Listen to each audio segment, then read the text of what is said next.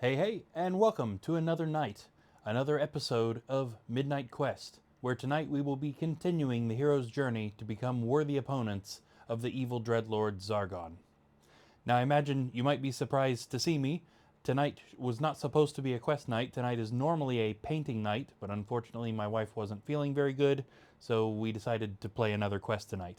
Now, tomorrow night is normally the night we're planning on taking off each week, but as long as she's feeling better, I think she's planning on doing a painting stream tomorrow night. So if you were ready for a painting stream, then check back in tomorrow, and if we're streaming, then she should be in here doing some of that. But we figured, why waste a good night? We might as well get in here and play another quest in our campaign. Tonight, we are going to be hunting down and destroying the Orc Warlord who was responsible for the capture of Sir Ragnar, who we rescued in last night's episode. Now we've got some setup to do before we get started, so let's get the music playing, which I totally forgot to do in last night's episode. Whoopsie daisy. So we're going to get that playing tonight. There we go. And we'll get this setup moving so that we can get playing. Now, tonight's quest is another kind of straightforward, fairly short one, because we're still at the beginning of everything, but I think we're still going to have a lot of fun seeing what happens and seeing what the heroes do or don't do. Let's switch over to the other camera. There we go. And we'll come over here so we can get our characters selected. Now, as I'm sure you guys know by now, we randomly select the 4 heroes going into the quest. After last night's quest, we added a hero to the ranks. Sir Ragnar, who we successfully rescued, is now one of the playable heroes. So we have 10 possible heroes to choose from, minus the 4 who went on last night's quest. We do try and rotate to keep everybody fairly going on the same amount of quests. Close, it doesn't have to be perfect. But let's see. So our first hero, oh, I'm pretty sure that's Ragnar, actually. Let's check that. Yes, indeed that is. So Sir Ragnar, who is newly recovered. This is actually currently our only painted hero mini. Sir Ragnar is going to be going on his first quest, rather fittingly, to take revenge on the Orc Warlord who captured him. Let's see who else is going. The Jack of Hearts is the Dwarf. Awesome, here he is. I believe this is Hogard Redmantle, who was on our introductory quest in our very first episode. Good to see him back. We also have the 4 of Diamonds, which is Tiaga the Warlock. Here she is. Oh yeah, I guess I didn't show her to the camera, did I? Here's Tiaga the Warlock right here. As always, short in stature, but high in power. Her demon form spell will allow her to transform into a huge demon and give her some extra boons in attack. And finally, the 9 of Diamonds, which is Paya the Monk. Where's she at? Here she is. Paya the Monk is another fairly powerful character who has access to several elemental skills, which will help give her special boons in battle. Excuse me. This is an interesting team, that is for sure. So let's get our character cards here. We're not going to need to pick out traditional spells this time either, which is kind of nice. Okay, so we got Sir Ragnar's card.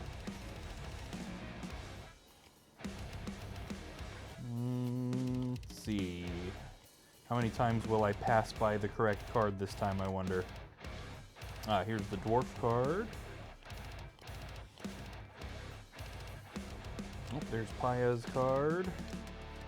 And there's Tiaga's card. Okay. So these cards are here to help me remember turn order. So we're just going to let them go in the order that I drew them just now. So this is going to be our turn order as well. Let's go ahead and get their character sheets ready. We'll go back to the full face cam for this. I hope you're all doing good tonight. I did not get a huge amount of sleep last night after our quest, trying to get some more technical stuff sorted out. However, our persistent issue of the audio and video not matching seemed to be fixed last night.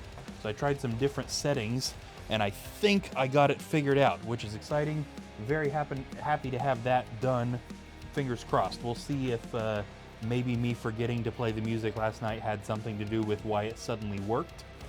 So if it stops working, if the audio and the video are not in sync, please don't be afraid to throw something in the chat and let me know. Because theoretically, if we stop the music, it might start working again. But I'm hoping that it'll be totally fixed now.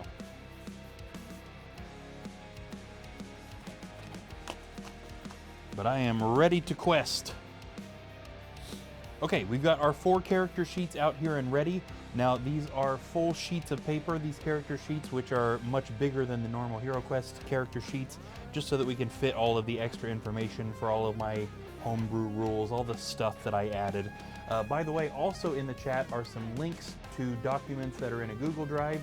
Those links are totally safe. That is something I put in there before the stream started, so don't worry about whether or not they're anything weird. The top link is a PDF document of all of the changes that I made to the normal Hero Quest rules, and the second link is just a fully edited rule book. If I were going to have brand new people that have never played Hero Quest with me play, I would just send them this rule book to read. It's a lot, but if you're curious at all about how exactly the game mechanics work or what exactly I'm doing, and you don't want to just throw a question in the chat, which by the way you totally can, I'd love to explain anything you're curious about, you can also click either of those links and read about what's happening.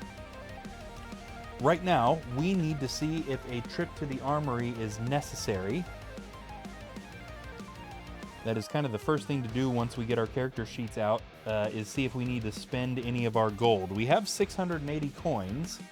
Hogard will be able to take care of traps for us today. Getting Tiaga a close-range weapon wouldn't be a bad idea. We definitely need to get Paya some sort of armor. If we don't, she's only going to be rolling... Oh, she's got a base defensive too. She's actually not doing too bad, but it would still be good to get her armor. I think she's limited in the amount of armor she's allowed to have because of her being a monk. I also wouldn't hate getting Ragnar a broadsword instead of a short sword. We do have Tiaga to handle long range right at the moment. Getting everybody long range is definitely on the list, but we're not like totally without it if we don't buy anybody anything. So let's start off with getting Paya a helmet. Let me just make absolute sure that she is allowed to have one. I think in normal Hero Quest she's not. But I changed a lot of stuff. Nope, she's not. She is not allowed to have that. Okay, well it's a good thing that she got her base defense increased last time, or else she would be in bad shape defense-wise. So she's not really allowed to have any armor. Got it. Okay, well that leaves us more gold to do other stuff with. Well, in that case, let's definitely get Ragnar a broadsword. That's not even all that much money. So a broadsword is going to cost us 250 gold coins, and it's going to increase his attack to 3. He'll also be allowed to sell his short sword, so it won't even be a total loss. We're getting 75 coins back. Let me tell you what, I'm just going to bring up a calculator on my computer so that I'm absolutely sure that I don't do this wrong since I'm on camera. So we are starting with 680 gold, and we are going to first subtract the price of a broadsword, which is 250, but we're going to add back the 75 coins that he gets for selling his short sword. Go ahead and write him down a broadsword and change his close range attack to 3. Excellent. Now he comes equipped with a shield right off the bat, so his defense also isn't terrible.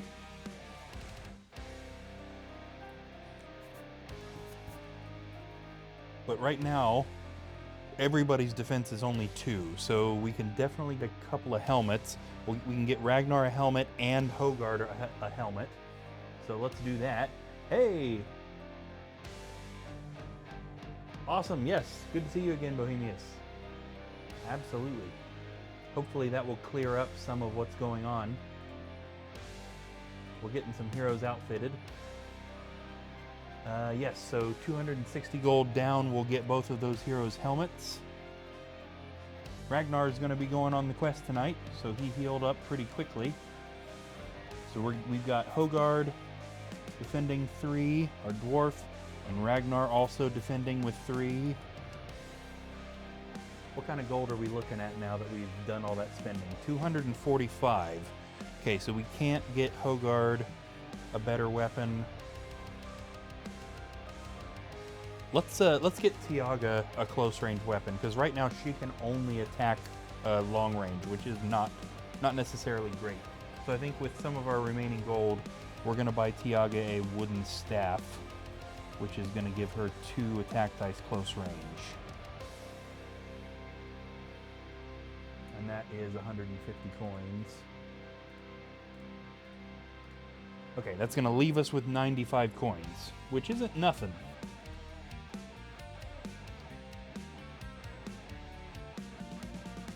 Awesome.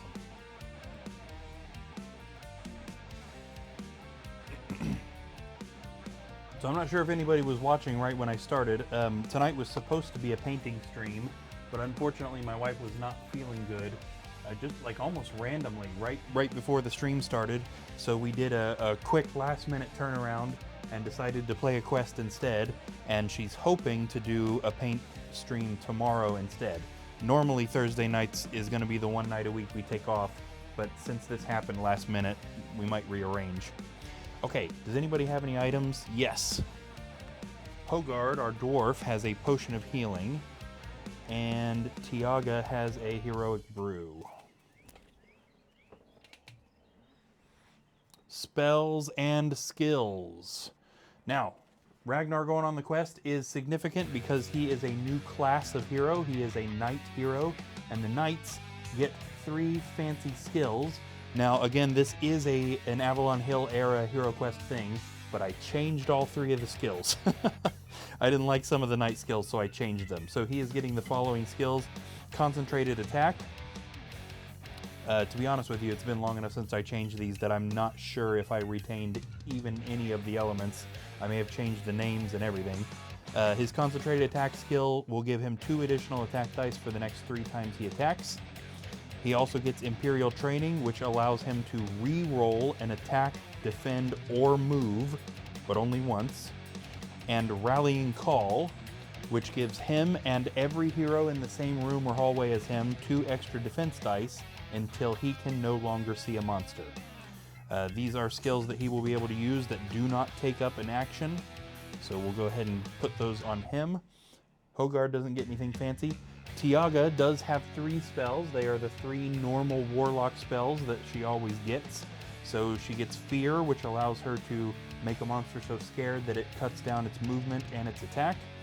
Dark Wings, which allows her to negate a single source of damage and also immediately move to any square that she can see. And of course, Demon Form, which allows her to transform into a large demon that gets an extra attack dice and also is allowed to ignore pit traps.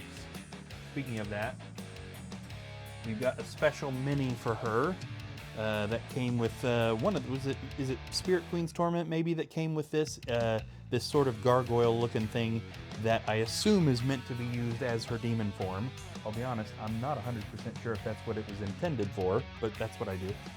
And then we need Kaya's monk skills. So she has 4 elemental bits of, I guess it's not really magic, 4 elemental skills she can tap into, but each of those elements has 2 different skills. But if she uses one, it uses up both. This is something I got to figure out how to explain a little better, because even last time she was on a quest, I tried to explain this and was not satisfied with my explanation. Hopefully if we use this, it'll make sense. So she's got 8 cards that she's getting. It is the demon form. Thank you, Bohemian. Bohemius. Good, that's what I thought. Because we got that same mini in the mythic tier, right? But it wasn't red like a hero, so I assumed it was just an alternate gargoyle sculpt. But then when we get Spirit Queen there, we got it in red like the heroes. So I guess we've just got both. We've got a funny looking gargoyle that looks like the demon form, and we've got the demon form. So 8 cards she gets, each with a different skill, but 2 every two, I'm not explaining this very well. We'll, hopefully this will make sense if she ends up using any of these.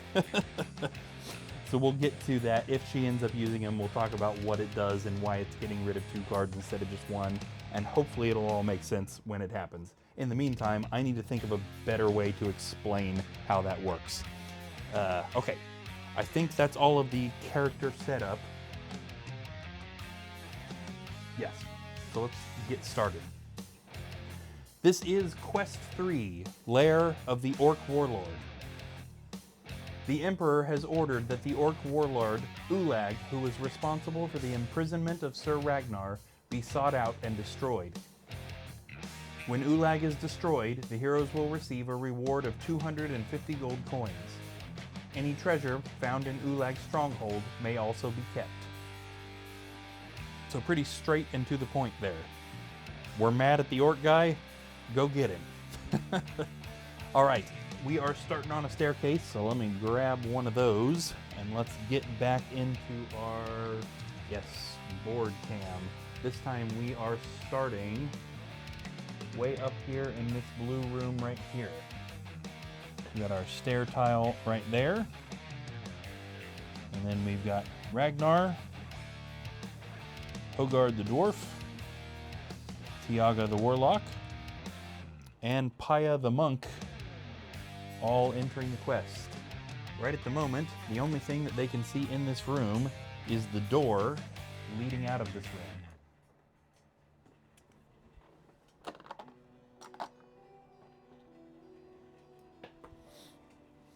All right. Let me just make sure I've got that sinking feeling that I've forgotten something, but I think we're okay. I remembered to turn the music on this time. So I think we're good to go. All right, let's talk actions. Ragnar is the first one, so we're starting in a room. So he has the options to search the room for traps, search the room for secret doors, search the room for treasure, or ignore all of that and just leave. What's he gonna do? Oh, he's leaving. He's not a searching type, this guy. He's eager for his revenge on Ulag. So off he goes, 1, 2, 3. And he is going to immediately open this door. And in this green room, let's actually switch cameras. I'm not doing a very good job of camera management here. This green room, we've got another door. I'm actually gonna edit the location of this door to avoid putting it in the corner there. So again, I think I touched on this last night. The one kind of downside to the 3D board is this: we put this door where it's supposed to go, which is here, then we can't really put a wall right here in this little short space. So I'm gonna slightly edit the location of this door so that we don't get anything weird going on. In the middle of this room is a table. Let's go ahead and put a dirt floor down right here. And we'll get a table. We also have in here 4 goblins. Now we have some different variants. Closest to them is a mountain goblin. We got this neat painted mountain goblin. This is actually like the chieftain mini. Now, we haven't used it as a chieftain, but it's a neat little mini. We also have an ocean goblin in here. Ocean goblins, again, one of the weaker monsters, but raised in or around bodies of water. These guys have slightly less attack, traded in for a pretty considerable amount of movement. So we often find these guys at the end of hallways ready to run at the heroes to attack. In the back, we have 2 goblin archers, which are going to be causing trouble, I'm sure. We have one of each of the archer sculpts here. My hand's not allowing, there we go. So we've got a boomerang guy and like a little bomb guy there, which is neat. So get boomerang guy right here, bomb guy right here. And this is our room. Now Ragnar has only moved, so he's got plenty of action. We could go ahead and go another square in there and attack. Is he gonna stop here and search for traps? Yes, he is actually gonna do that. So he is searching the green room for traps and finding none. Okay, Hogard. Search the room for traps, search the room for secret doors, search the room for treasure. Go in there to attack those goblins. Those are his actions. And he is actually going to search the blue room for traps. That's not the right thing at all. There we go. No traps in the blue room. Second action, secret doors, treasure, or it would be kind of dumb for him to go running in at those goblins when he can't attack them. Let's force a search of one kind or another. Okay, he's going to do the secret door search too. None of those either. All right, Tiaga. She has a few options here. Search this room for treasure, go attack those goblins, cast demon form. Those are her options there. She's actually going to start with a treasure search. We're just getting all the searches right out of the way. Let's see what Tiaga finds. Oh boy, here's an interesting thing. I think I adapted this card from maybe Rise of the Dreadmoon here. You find yourself drawn to a strange idol. You realize that you are reaching for it even though sudden pain grows as you get closer. Roll a movement dice for each of your mind points. If you roll a 6, you manage to stop yourself from touching it. If you do not roll a 6, you lose 2 body points. This is a dread idol that she is hopefully not going to touch. How many dice does she get to roll? 5. So she's got a pretty good chance of not touching this thing. But let's see if that's what happens. Give me another classic HeroQuest movement dice here. There's another one. So if she rolls a 6 on any of these, she's good. Okay, she did. But that was pretty close, honestly. So she managed to stop herself from touching the Dread Idol. Okay, second action. Movement or casting Demon Form. She's going to cast Demon Form. Yeah, I would say that's the smarter move right at the moment. She casts Demon Form, immediately turning into Large Demon, which does not fit very well in the corner of a room. All right, and finally for this turn we have Paya the Monk, who really, her only option is to move into that green room. So let's get moving. Good, she got a pretty decent movement there. 1, 2, 3. Let's see, who's she gonna attack? We're gonna go for the Mountain Goblin here. Paya swings her wooden staff at the Mountain Goblin and misses. Ooh, that's a good way to start a quest, isn't it? Immediately missing a goblin. All right, so that brings us immediately to the monster's turn. Try and get closer up to the action here. There we go. The springs on this camera stand are not doing what I'm asking them to do here recently. They got us a little closer.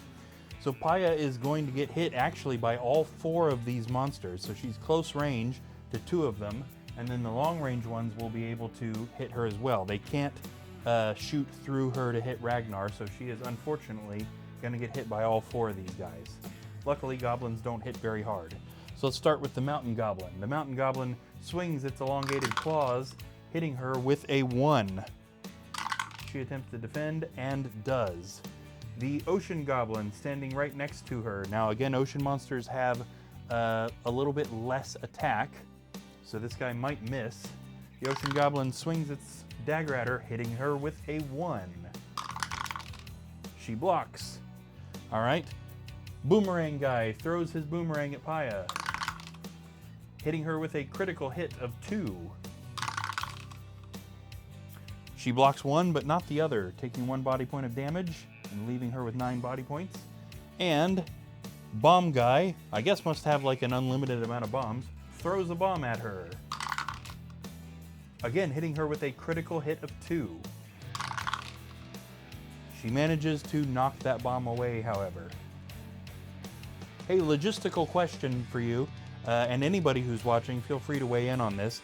I haven't been able to decide when I've been watching back some of these videos, is the sound of the dice tower annoying? Is it too loud? Is that something that I should maybe try and mute, or is it okay? A genuine question. Welcome to all opinions. Please let me know what you think about that, because I can't quite decide if it's too much or not. All right, back to the hero's turn. We are now at Ragnar, who's standing in that doorway. This guy right here. Now, he does not have any long range, so unfortunately, he can't get in there since Paya didn't manage to get rid of that goblin. He can, however, go ahead and do some searches in that room. They've already searched for traps, so we'll start off searching that green room for secret doors.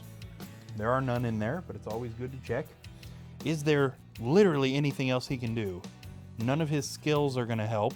He can't shoot, so no, unfortunately that's just where he's at. And I think we're going to be like that for most of these heroes. Hogard, the dwarf, got a really, really nice dice roll right there, which he can't take advantage of because there is nothing he can do. He also does not have long range or any skills to help, so until somebody punches a hole into that room, he's kind of stuck. Tiaga, on the other hand, can shoot. 1, 2, so we're going to go ahead and have her shoot at that ocean goblin that's directly out from her. Now, in her demon form, she gets an extra attack dice both for close and long range. So, Tiaga shoots a beam of energy, hitting the ocean goblin with a 1. The goblin does not defend, taking him out.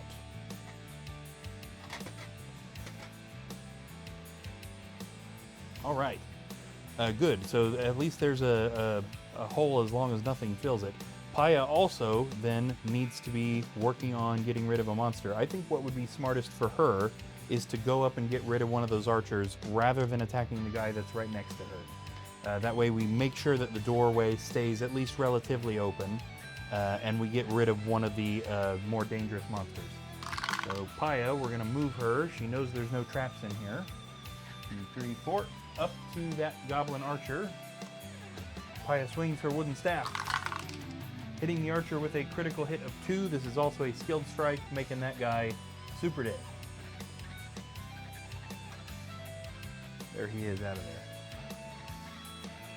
All right, monster's turn then. We have that other archer and then this mountain goblin. So let's get the mountain goblin. The mountain goblin's gonna go right here and swing its claws at Ragnar, missing him. Ragnar's good at dodging, I guess, is what we're establishing here.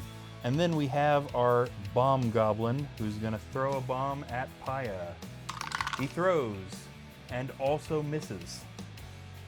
Not a great turn for the monsters there.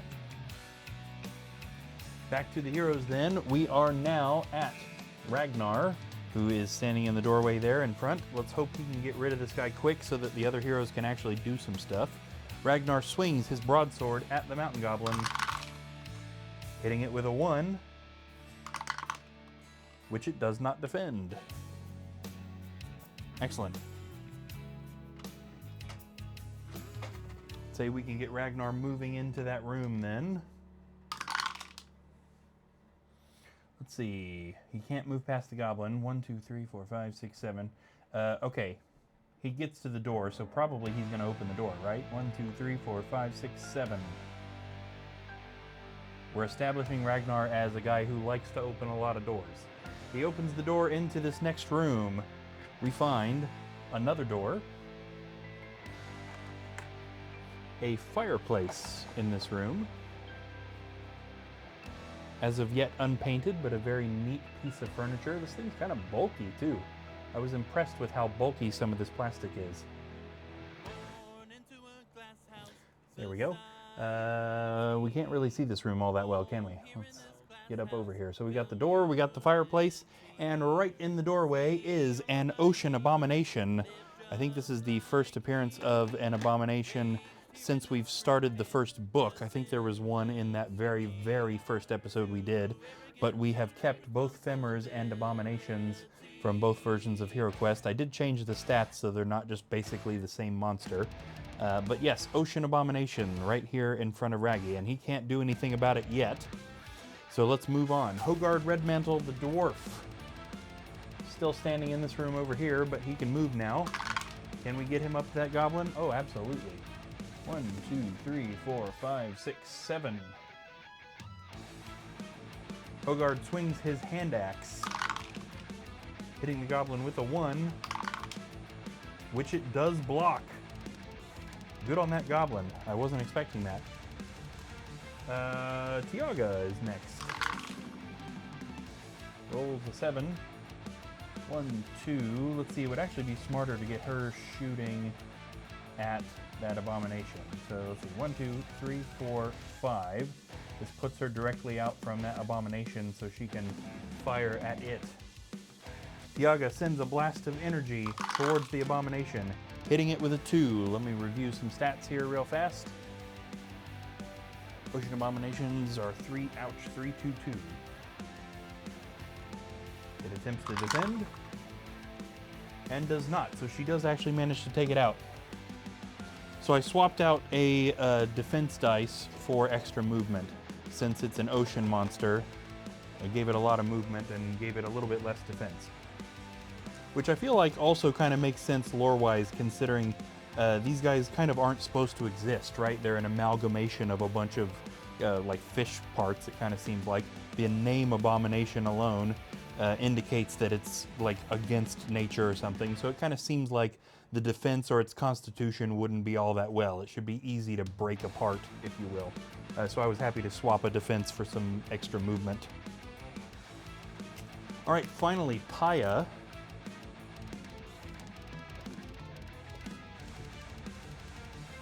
Almost said she could search for treasure, but they've still got this this other goblin in there. Let's get her over there and see if she can take that guy out. 1, 2, 3, and 4. Paya swings her wooden staff at the goblin, but misses. Typical fashion. Alright, I gotta be a little bit more conscientious of the camera. I just realized that that abomination wasn't even really on camera. Yell at me when that stuff is happening, guys. Don't be afraid to say something in the chat. If I need to adjust something, I want to make sure that this is all looking good. Okay, that means that this goblin is ready to attack. However, it is locked in place. It cannot shoot, so it has to use its close range attack, which is a little bit less. So is it going to attack Paya or Hogard? It is going for Paya, which is good. It's already facing that direction. So it pulls out a very small dagger and takes a swing at Paya. Manages to hit her with 1, which she takes. I guess she wasn't expecting the tiny dagger. There we go. All right, back to the hero's turn. Ragnar, there is nothing else he can do in the green room since that goblin's there. He can't shoot at it, he can't get to it. Let's get him moving into the next room. So first off, is he going to search for traps in that blue room, search for secret doors in the blue room, or just go ahead and move? He's moving. I love how consistent these cards make it sometimes. It randomizes it, but somehow the characters still end up building a personality in certain ways. Like so far, Ragnar has only searched for traps once. He seems to like to just bound into an area without looking first. It's weird how that works. Okay, 1, 2, 3. Before we move him up to the door, now that he's in here, I think we should give him the option again. Search for traps, search for secret doors, search for treasure, or continue his movement leaving. So Diamonds was search for secret doors. He's gonna stop right there and search for secret doors, and there are none in this room. Okay, Hogard is standing by that goblin. Hogard swings his hand axe and misses. Boy, this is one fast goblin. Do we let him do anything else? Should he move around to leave? I mean, there's plenty of other heroes in here. It is frustrating he'd have to go all the way around the room. Let's roll the dice and see what he gets. He got a pretty good movement there. Let's let him head out. If we can do that without knocking Tiaga over. 1, 2, 3, 4, 5, 6, 7, 8, 9. Didn't quite make it, but he's on his way. Okay, Tiaga then. We might as well let her shoot at that goblin. She's diagonal from it, so that's within the bounds. Tiaga sends a blast of energy at the goblin, hitting it with a 1. The goblin defends. This is one resistant goblin. Again, I think, let's not waste her other action. I think surely somebody's going to kill this goblin at some point. 1, 2, 3, 4, 5, 6, 7. So we'll get heroes headed towards the outside of this room. That brings us to Paya, who is also going to take a shot at that goblin. At this point, it's kind of a competition. Who's going to kill it? Paya swings her wooden staff and misses. Gosh, is this the way the quest is going to go? We're just going to have lots and lots of misses? Gosh, yeah. Let's let Paya leave. Oh my gosh. 1, 2, 3. They don't know if there's traps in here yet. Let's back her, since I hadn't let go of her yet. Yeah, she is a little worried about traps. She's not going to step in there yet. Okay, monster's turn. That goblin has 3 potential targets. Who is he aiming for? He is going to aim for Tiaga. That's a one way to do it. Let's make the big demon mad. The goblin throws a bomb at Tiaga, but misses. All right, it's not just the heroes. Everybody's missing tonight. The dice are just not having it. All right, that's all he can do. Doesn't make sense for him to move. Ragnar, search for traps, search for treasure, leave the room. Search for treasure is what we drew there. Let's see what he finds. A wandering monster. I think we managed not to draw any of those last night. Or did we? And I'm just not remembering. The wandering monster in this quest is a mountain orc.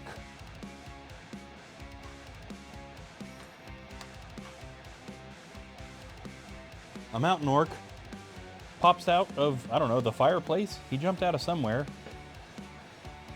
Let's point that camera over a little bit better at him. And immediately attacks, swinging his flail. Thank you again, Bohemius, for reminding me that that is what that weapon is called last night. And hitting Ragnar with a 2.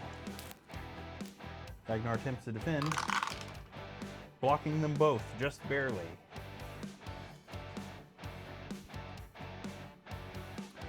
That was his first action, so he can actually attack this guy back.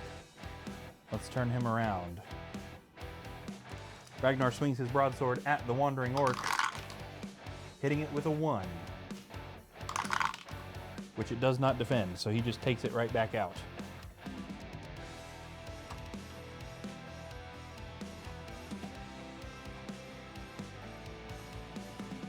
Awesome. Next we have Hogard. I know we moved him away from that goblin, but I'm tempted to send him back over there. I think we all thought that goblin had no chance of surviving. 1, 2, 3. Hogard swings his hand axe at the goblin, hitting it with a 1, which it does not defend. Finally. Finally somebody takes that guy out. There we go. All right, and Tiaga, we now have the option to search for treasure. Now, it is kind of dumb for her to be the one to search for treasure while she's in demon form, because she could get hit by a trap and lose the demon form. So maybe we double weight her not searching for treasure. So is that the only thing left? Yeah. So let's say low or medium, she leaves. High, she searches for treasure. Yeah, she got medium, so off we go. 1, 2, 3. Still nobody searched for traps, but Ragnar did step on these squares. Is she going to stop right here and search for traps? No. 4, 5, 6. Luckily, no traps. She's going to open this door. Help me remember that she's moved 6, because I'm very likely to forget that. Out in this hallway. Can you guys see the hallway fairly well? Yeah, fairly well. There is a wall right here. So they can't move past that point. There is a door right here. And of course the hallway actually does continue out this direction and up this way as well. So is she going to stop right here and search the hallway for traps? Yes, she is. Okay, this is going to cover just from this wall to the edge right here, which you can't quite see. So from this wall to this edge. No traps in that area. And finally, Paya, the monk. Is she going to search the green room for treasure or leave? She's the one standing right here in the doorway. She's just going to leave. So we're going to let Hogard search for treasure when it comes back around to him. Paya moves 9. I'd say we no longer need to search this blue room for traps. They know there are no secret doors. They've already stepped on every relevant square that they need to step on, and nobody's gotten hit. So I don't think there's any need to search this room for traps now. 1, 2, 3, 4, 5. Which direction is she going to go? She is going to go towards the other door. 6, 7, 8. And Paya is opening this door. Let's get the camera moved over here so we can see what's going on in this room. In this room, there is another door. Here. And 2 wasteland orcs. There we go. Neither of these are painted yet. Both of these are Avalon Hill versions of the miniatures. Here we go. By the way, still looking for opinions on the sound of the dice. If anybody thinks, well, if you want to throw your opinion in either way, I'm worried that the sound of the dice rolling is too loud. So let me know what you think about that. Is it fine, or is it too loud, and maybe I should look into padding them a little bit so that it's not so aggressive when the dice roll. Okay, is Paya going to search this room for traps, or is she going to go in there and attack? She's going to stop and search for traps. They seem to like searching for traps instead of attacking monsters, which is kind of strange. It's not really a bad strategy, but it is strange. Okay, that actually brings us to the monster's turn, and we are right here at these orcs. See which one's going to move up. It's going to be this orc first. The wasteland orc swings its sword at Paya, hitting her with a 1. She does not defend. She takes that hit, bringing her down to 7 body points.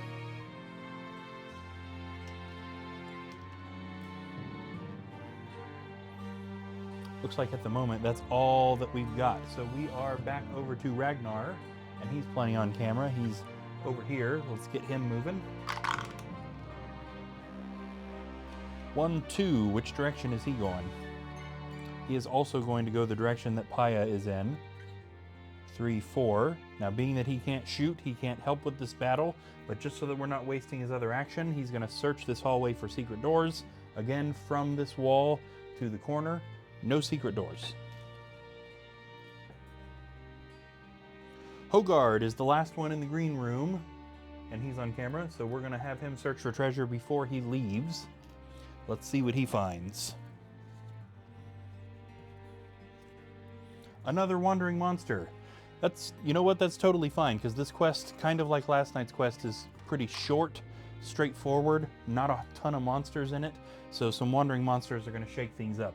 Another flail orc jumps out from a hidden alcove and takes a swing at Hogard, hitting him with 1.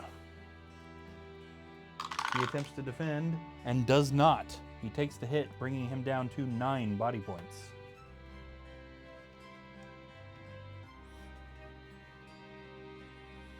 Hogard, that was his first action, so he can actually attack back. Hogard swings his hand axe at the orc, hitting it with a 1, which it does defend. Okay, we are now at Tiaga. Now, she could go help over here, but I don't think that's really necessary. It's just an orc. Surely Hogard's not going to struggle with that. Maybe famous last words. I like the sound of the dice. Thank you.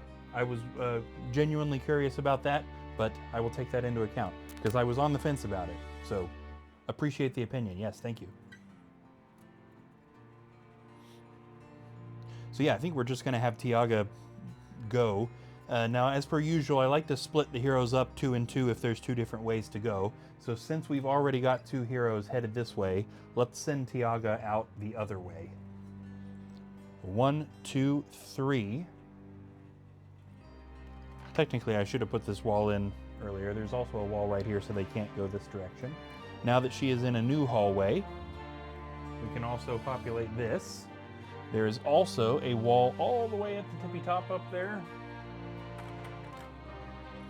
as well as a door.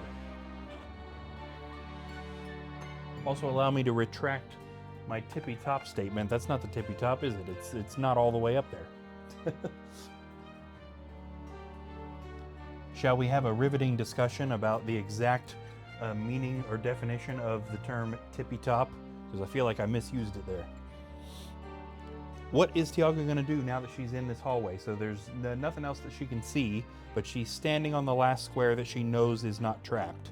And she does have a couple movements left. Is she going to stop here and search for a trap or finish her movement? She is going to search for traps here. So from where she is standing to the wall up there by the door, no traps.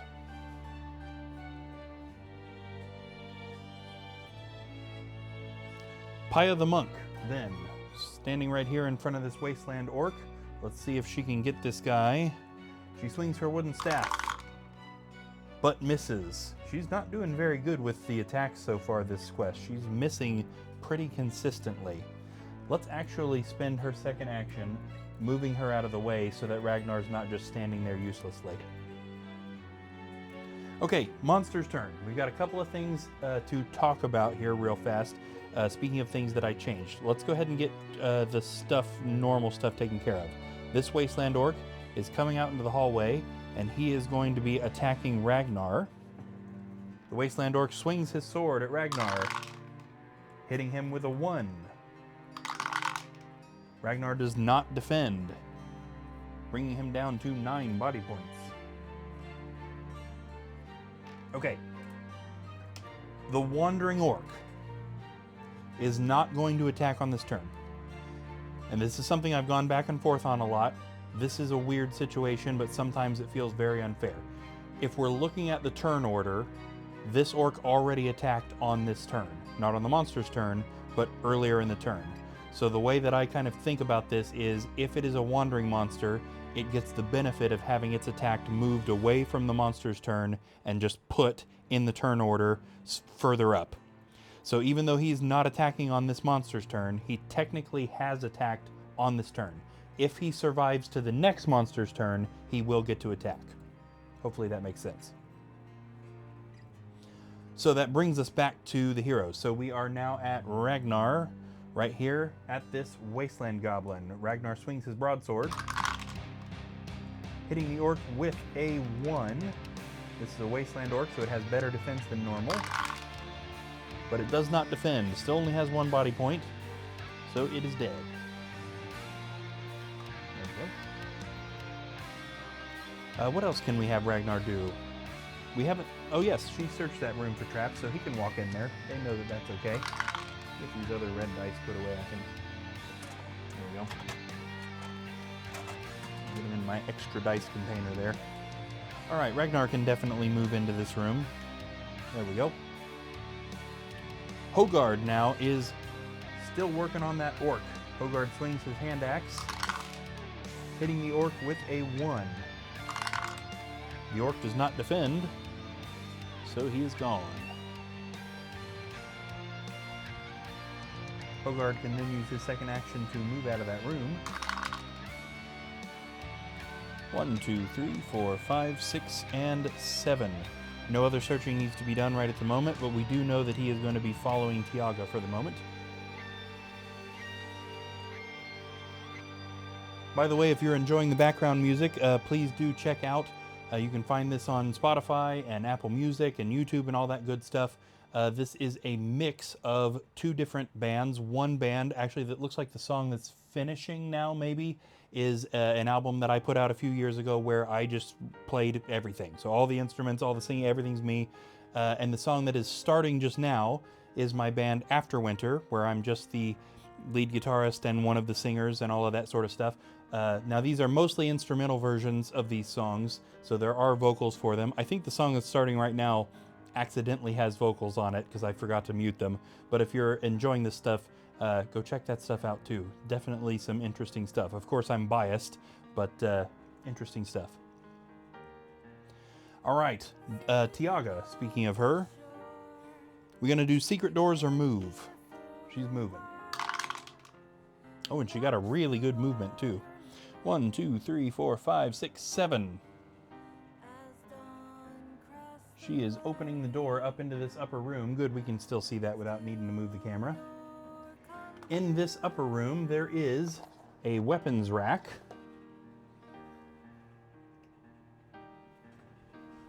There is also a wasteland orc. I'm getting all backed up here. A wasteland orc. And also a wasteland femur. Now we saw a deep femur in the last episode, but this is just kind of the normal version of the femur. So the wasteland femur has the original Hero Quest femur stats, 3 attack, 3 defense, 2 body points, also not painted yet. Tiaga's still got some movement left. Is she gonna stop here and search for traps? No, she is not. Now again, she hits harder when she's shooting. Is that true? No, I was thinking of Valerna from the last quest. She actually hits about the same regardless, plus she's in her demon form, so she could go in there and attack and it's not really a big deal. I think that making sure she's not blocking the doorway would be good, but she'll get hit by both monsters if she doesn't manage to kill one. Let's card this. Is she gonna shoot from the doorway or walk in there? She's gonna shoot from the doorway. Which monster is she gonna shoot at? She is going to shoot at the femur. Okay, interesting strategy. Let's try and take out the harder hitting guy. Tiaga looses a blast of energy at the femur, hitting it with a critical hit of 3. The femur attempts to defend and does not defend any. So as soon as we put him on the board, we're taking him right back off.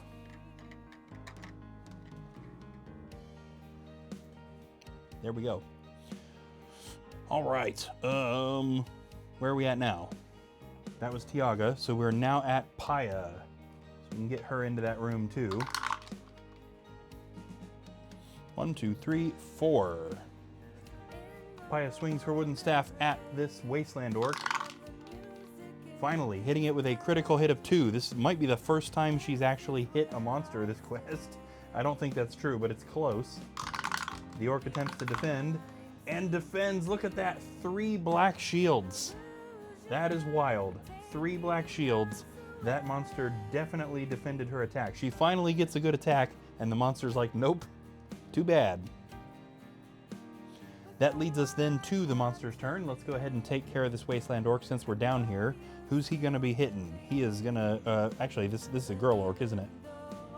Yep, sure is. This is another weird thing that Avalon Hill introduced, is that some of the monsters appear to have kind of gendery qualities. And it's another thing, honestly, I just kind of preferred to the Milton Bradley sculpts, is that it just kind of left it androgynous, and it could be whatever you wanted it to be. So I try to remember to call all the monsters it. Not that it really matters, they're plastic. The orc takes a swing at Ragnar. Hitting Ragnar with a critical hit of 3. Ragnar attempts to defend, and doesn't defend any of them. Wow, you know what? Let's use his Imperial Training, because that's ridiculous.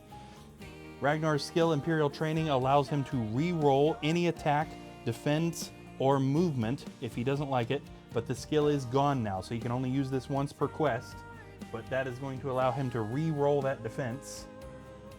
The orc hits with 3. He defends 1, so not much better. He takes 2 hits, dropping him to 7 body points. Also up here we have this wasteland orc, who's going to take a step forward and take a swing at Tiaga. The orc swings its axe, hitting Tiaga with a 2. She attempts to defend, and does not defend either hit. This puts her at 8 body points and also costs her her demon form. Now she can pretty easily get the ability to cast this spell back, but for now, she is back to normal.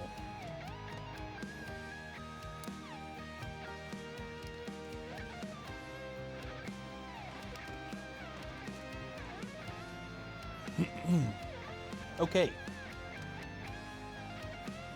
That's it for the monster's turn, so we are back to Ragnar. So back down here, Ragnar is in combat with this wasteland orc. Ragnar swings with his broadsword, hitting the orc with a 2. The orc attempts to defend, and does not. That orc is dead. There we go. All right, Ragnar, we've got some searching we can potentially do in this room. All Avalon Hill monsters are represented in both genders. Absolutely. Yeah. That was definitely a good way for them to introduce more detail into the sculpt, which I imagine was probably kind of the main driving force behind that decision, if I had to guess. It was a good way to come up with lots of details they could put into the miniatures, which they definitely succeeded in doing. All right. Ragnar. Search for secret doors, search for treasure, leave the room. He's leaving the room. As per usual with him, he's just bounding right on ahead. 1, 2. He opens the door into the new room, which is still fairly well on camera. In this room, there is another door.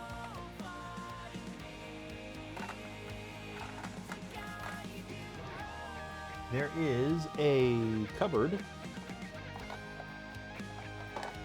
And this is the Mage of the Mirror cupboard with the fancy kind of like elven wood in the corner there. There is also 2 mountain goblins.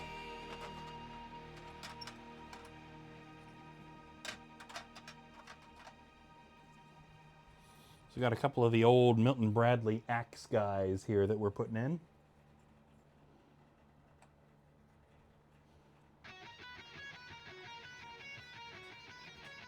Okay, Ragnar doesn't have the action to do anything else about this, but he's got movement left. Is he going to stop here or go into the room? He's going into the room. Yeah, he only moved 1. So 3, 4. There he goes, just right straight into the fray. All right, Hogard Redmantle is where we are at. He is in the hallway up here, and we are sending him up towards Tiaga, although, let's be honest, would a player go up there considering it's just an orc and an empty room? Now, they don't know that there's not a secret door leading into that upper hallway, but I still think it's a little questionable whether or not a hero would go up there when it seems like the hero that's already up there has it handled. Yeah, let's actually turn him around and send him the other way. 1, 2, 3, 4. This room could potentially be searched for stuff. So is he going to search for secret doors, search for traps, or continue his movement? 9 is continue his movement. That was 4, 5, 6, 7. Oh, that's frustrating because he can't attack since he doesn't have long range. So I guess we'll have him search for something in this yellow room. Is it going to be traps or secret doors? It's going to be secret doors. There are none in here. These heroes also, both last night and tonight, seem very obsessed with searching for secret doors first. They're bound and determined to find those hidden tunnels, and someday that's going to pay off. But not today. Okay, moving on, we have Tiaga. Yes, she is up there with that orc. No longer in demon form. Tiaga swings her wooden staff at the wasteland orc, hitting it with a 1. It blocks. Is there anything else she can do here? Let's see. Dark Wings doesn't really do anything unless she gets hit. Fear is probably a wasted spell on an orc. She does have a heroic brew, but I don't think in the spirit of that potion that you can take it after you attack in order to attack again. Yeah, the wording of the card doesn't say anything, or at least the wording of the card that I'm using doesn't specify you have to drink it before you attack, but it kind of feels like you should. So let's let her search. She's looking into that room. Are we going to search for traps or secret doors? She is searching for traps in that room and sees none. As a quick aside, we haven't moved the cameras for a minute, and also, I don't know if I explained this last time, the reason that I have a Milton Bradley regular HeroQuest board over here is that I'm using it kind of as a search map. So I've got these little wooden popsicle sticks that have been cut down and painted different colors, and each one represents having searched for something different. So red is search for traps, brown is search for secret doors, green is search for treasure, and I can use this other board to indicate what has been searched in what rooms. So I have terrible memory. So this helps me remember what has been searched in these rooms. And this is something I've used with players too. So it helps everybody remember what have we searched and where. It does take up quite a lot of space. One of these days I might print a smaller version of the Hero Quest board to use for this same purpose, but it is kind of neat to have the original board out for something, even if it takes up a decent amount of space. When we start getting towards those double quests in the later quest books, I'm probably going to have to make some more of those markers, though. I'm quite sure I don't have enough. Actually, what are we going to do for a double quest? I've got 2 of these boards, the 3D boards, but where are we going to put that thing on this table? We're going to have to make some adjustments. We'll get there when we get there. Okay. That was Tiaga's turn. So we are now at Paya the Monk. Are we searching for secret doors, searching for treasure, or leaving this room? And that is leaving this room. So we're going to have Tiaga search for treasure when she comes back through. Paya wants to get in on the goblin action here. So 1, 2, 3, 4. This is dangerous because they haven't searched this room for traps. She's going to stop right here and search. Nope. 5, 6. Luckily, no traps on any of those squares she stepped on. Paya swings her wooden staff at the goblin, hitting it with a 1, which it does not defend.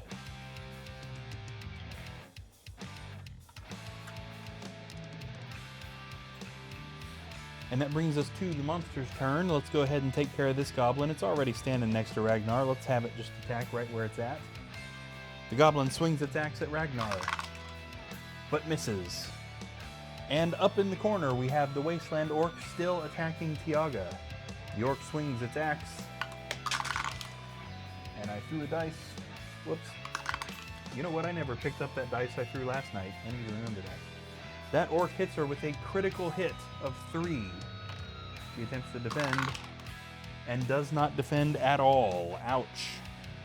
1, 2, 3. This drops her to 5 body points. That's not good. She's up there alone. Maybe we should have sent Hogard up there after all. All right, back down here to the yellow room. Ragnar is in combat with this goblin. Let's see. Can we get some different cameras? I bet my other camera doesn't reach all the way over here. This whole quest kind of takes place on the left side of the board. So it's kind of a 1-camera quest. Let's see if we can get a little closer to the action at least. Closer to Tiaga. Okay, will the camera stay here? Sort of. Closer. Ragnar swings his broadsword at the mountain goblin. Almost said orc. Hits it with a 1, which it does not defend.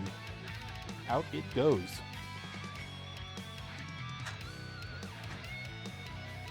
All right, Ragnar's second action. Are we searching for traps, searching for treasure, or leaving the room? He is searching for traps. There are none. You guys have just about stepped on every relevant square already. Right, Hogard. Searching for treasure or leaving. He is leaving. Let's also card this. Chances are Tiaga's going to be alright, but 5 body points is pretty low. Is he going to go open that new door, or is he going to go back up there towards Tiaga so that he can help if he needs to? Yeah, it's the second option. So we're going to send him back up towards her. 1, 2, 3, 4, 5, 6, 7, 8, 9, 10. Didn't quite get there, but he's on his way. Now, he had another action left yet, didn't he? Yes. This particular hallway hasn't been searched for secret doors. Let's go ahead and take care of that. There are none.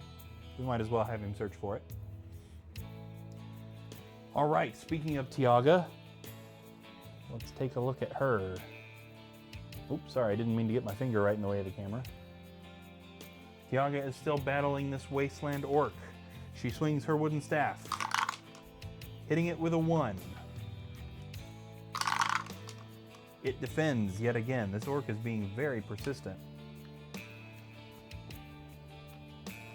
Since she can shoot and since she's got help on the way, and Wasteland Orcs are slow, let's go ahead and move her away from this room so that she doesn't take any more damage. 1, 2, 3, 4, 5, 6, 7.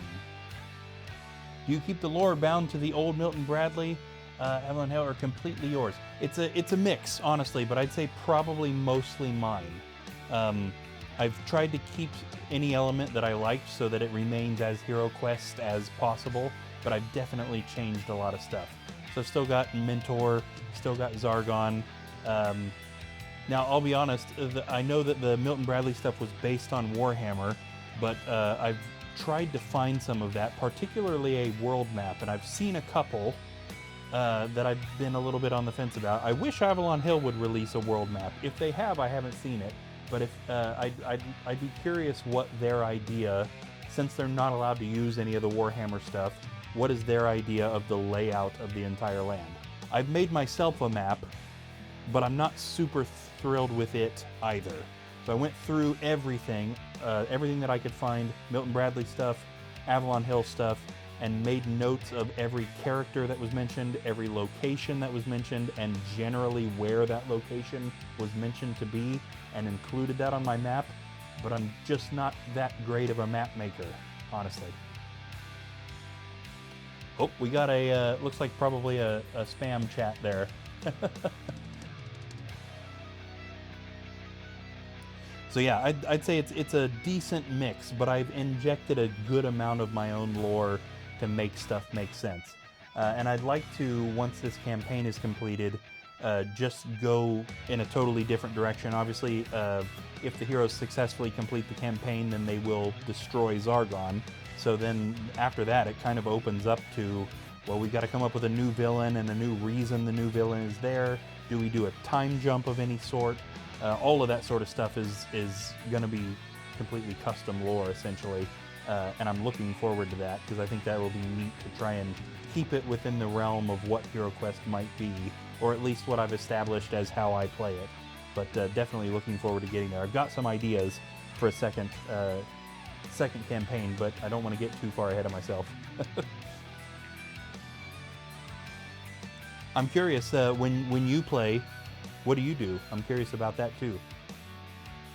Do you strictly do your own rules, or do you do any homebrew, and do you inject any of your own lore? Really curious.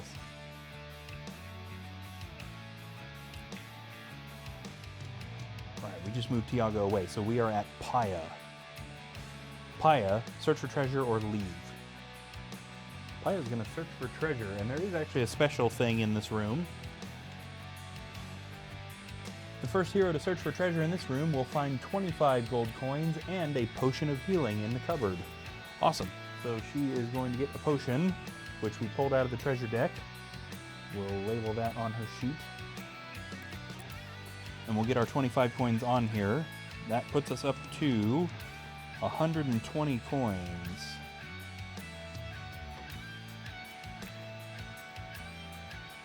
Been asking Avalon Hill for an official map for years. The director said they were going to do it, but nothing yet.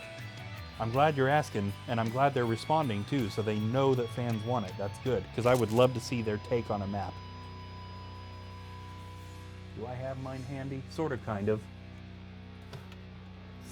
I'll show you mine, but again, I'll mention that this is not necessarily, this is something that I'm looking to change a little later on when I've got some brain power to dedicate towards it. This probably won't show up on camera amazingly either. Here we go. So as you can see, it's fairly basic. The layout is not very much like what a real layout would be. There we go. Stuff doesn't make sense, like having an ocean just as far north as snow doesn't really make a whole lot of sense. So there's some stuff on there that definitely needs to be edited, but with this I was, honestly, I don't want to say I threw it together, but it's a little more thrown together than thought out, if I'm being totally honest. Just to give myself kind of an idea of a basic thing that I knew I could edit later and make better later. If Avalon Hill came out with a really good map, I would totally just take that and use that.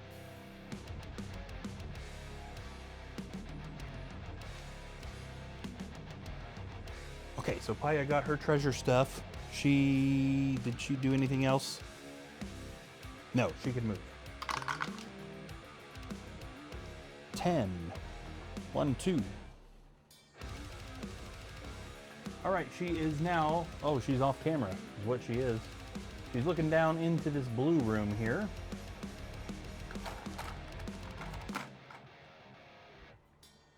What we've got in this blue room is another door leading off this direction.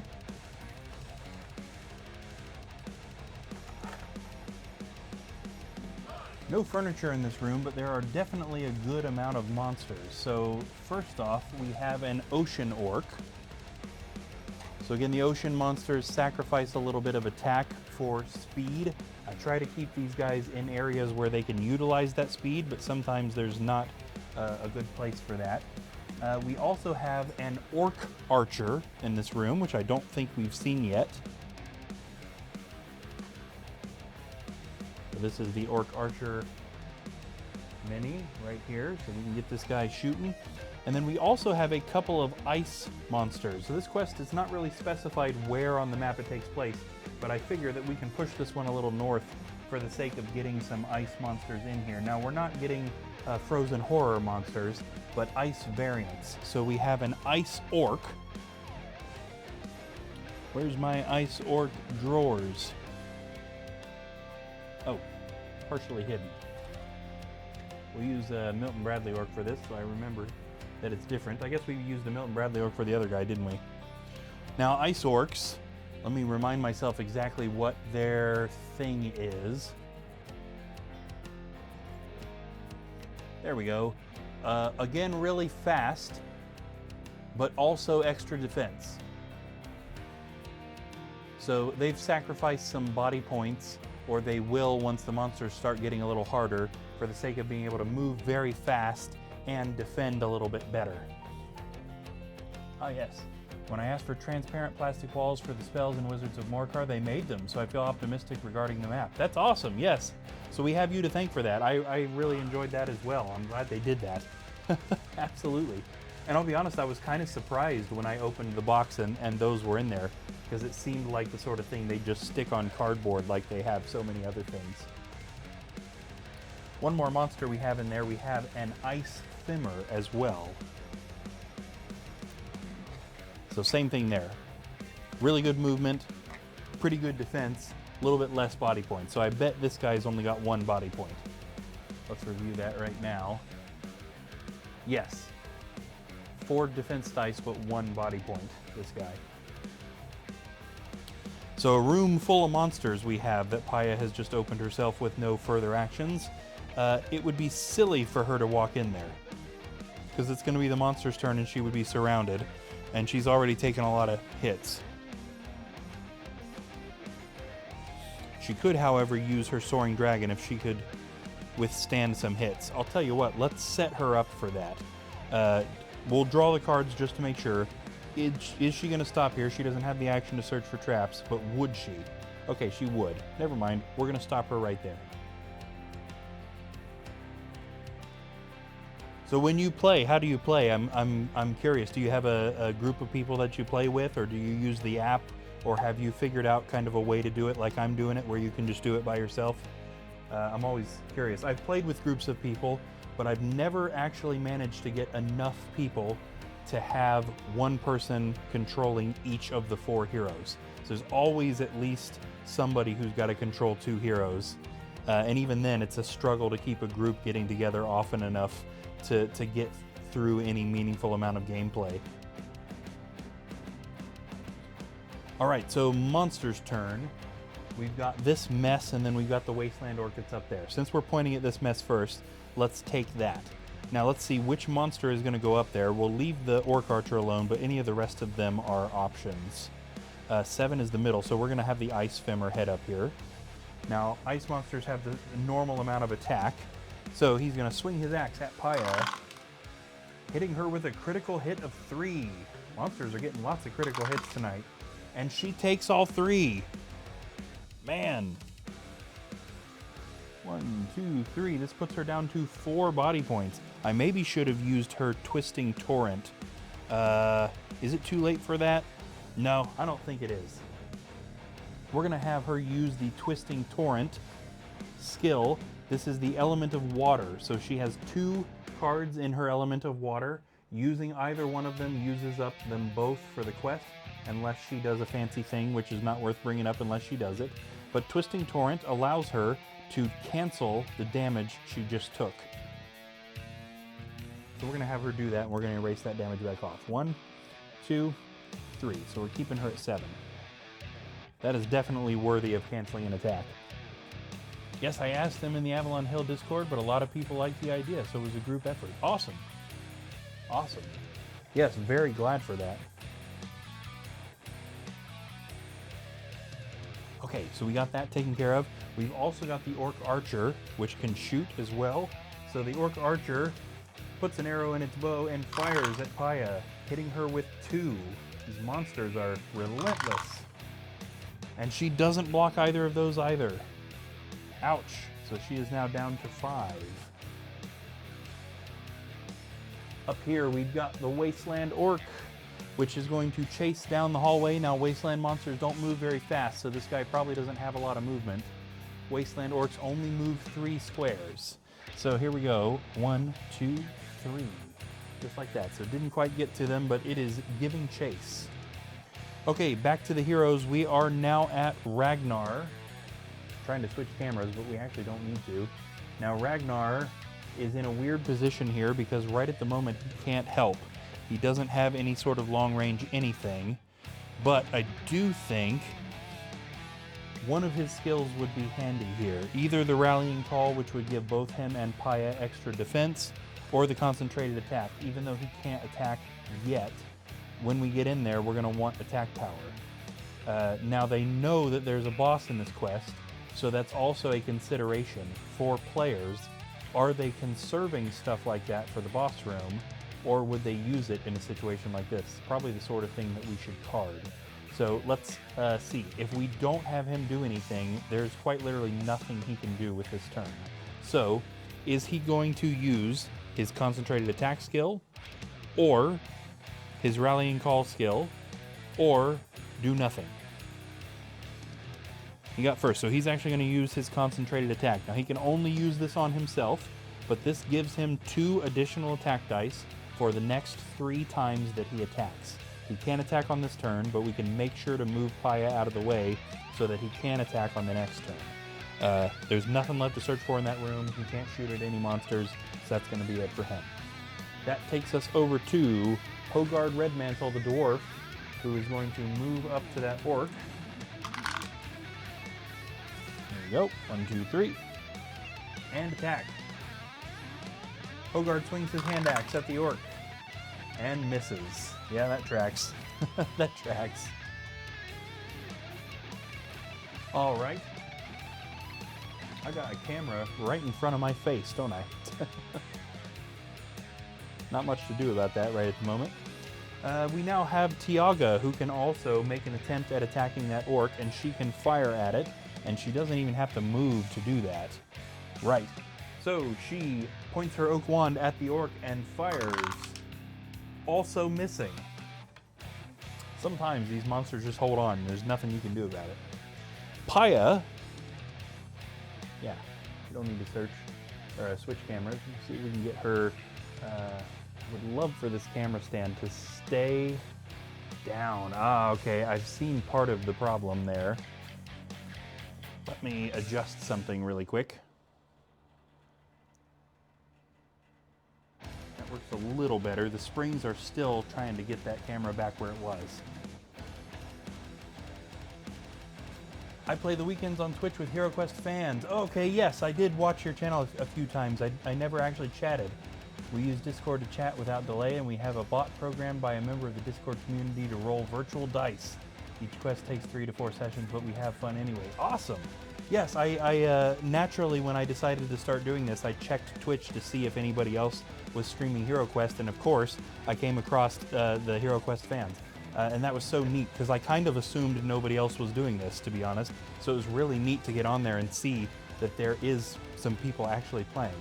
And I noticed the virtual dice and I wondered what that was. I was trying to figure out in the bit that I watched what it was that we were seeing. That's so neat, such a neat mechanic.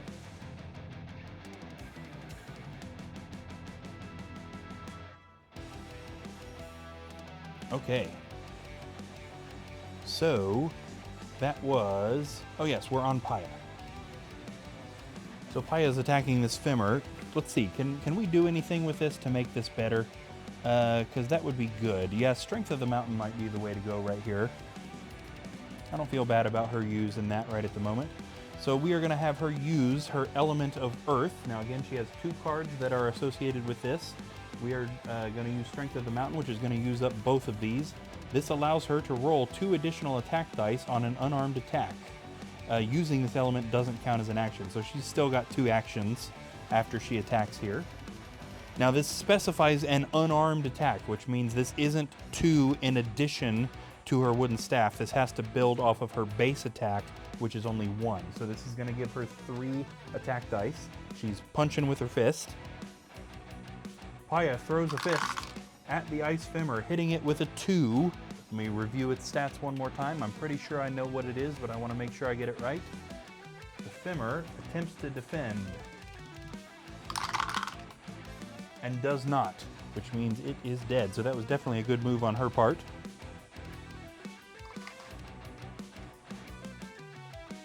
And we are going to move her away from the door so that Ragnar can actually get in on the action. We'll just move her back 1, I think is going to be good. Now, where is she at on health? She is pretty low, so I think it would also be to her advantage to go ahead and drink the potion of healing she has. So we'll discard that potion and go ahead and heal her. By the way, I don't know if I mentioned this last night. I went ahead and edited potions of healing to always just give you 4 body points. 1, 2, 3, 4. Puts her back up to 8.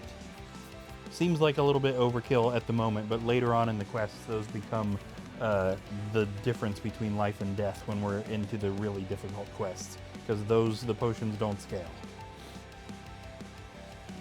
All right, so that takes us to the monster's turn. So let's go ahead and take care of this mess. We're going to be able to get both of these monsters in that room or close, and we'll keep that Orc Archer shooting. So let's start off with this Ocean Orc. Now, Ocean Orcs are fast, so it makes sense that it would be able to get around. 1, 2, 3, 4, 5, 6. Gosh, it didn't even need the extra movement. Even a regular Orc could have done that. But they sacrifice a little bit of attack for that speed. So the Orc swings its flail at Ragnar, hitting him with a 1, which he blocks. The Ice Orc is also extremely fast. Yep. 1, 2, 3, 4, 5. Yeah, let's card this. Who's he attacking? He's going to go for Ragnar. Yeah. But they have not sacrificed attack. The Orc swings its cleaver at Ragnar with a 1. He does not defend. Taking a hit, taking him down to 6 body points. And finally, the Orc Archer, we're going to just move him over 1 and have him fire at Paya. The Orc shoots an arrow at the monk, hitting her with a 2. She does not defend either hit. She's not defending at all this quest. Yeah, that erasing. There we go. This takes her down to 6 body points. And then up here,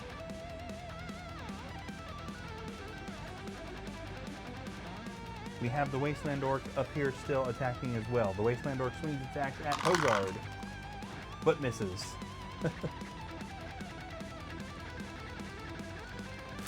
I need to check that HeroQuest fans out again. Is there a set time that you guys stream? I'm curious. I'd like to hang out for a little bit in one of those too. That would be neat.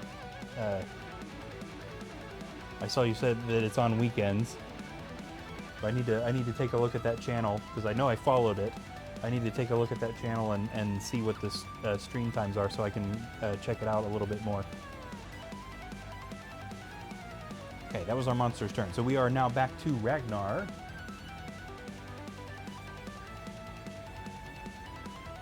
Are you guys just playing through the regular quest books? Or are you doing any sort of fan-made content? Like I know the Sunday quests are a big thing. That would be neat to see somebody official play. Honestly, I know those exist, but I've never really looked into them. When I play with my family, I play Zargon, and I tailor the quest to entertain them, creating a personal campaign, but we don't play regularly. Totally understood. Yep. I would love for my younger brother to come in here and play these with me. I have a few friends that I like to play with, and my brother's got an insane work schedule, including having to wake up pretty early to go to work. So coming over here to play at midnight is not an option for him, but he is hilarious. And he is a very chaotic player. He is definitely a throw everything into chaos and just see what happens. He's a I cast Pass Through Rock and I'm just going to go wherever I go type of player. And it always ends up with interesting quest stuff, having him as a player. On the other hand, I've got one of my best friends who comes down and plays here quite often, who is an extremely conservative player. Extremely conservative. And I've never gotten the two of them to play at the same time, but I bet that would be fantastic. Having my brother just cause total chaos and having my friend just panic the whole time and try to keep control of the situation. Somehow, some way, I have got to get the two of them to play a quest together, because I think that would be comedy gold. Ragnar, he's got two options for attack here. Is he going to attack the ocean orc that is standing over here? That is not where it's standing. Or the ice orc that is in front of him. He's going to go for the ice orc in front of him. And we're doing a concentrated attack on this turn. So he is actually swinging with a 5 here. Ragnar swings his broadsword with a concentrated attack, hitting the ice orc with a 3. Now the ice orc could defend this, but it doesn't. Very dead, that guy. And I've lost my ice orcs again. There they are.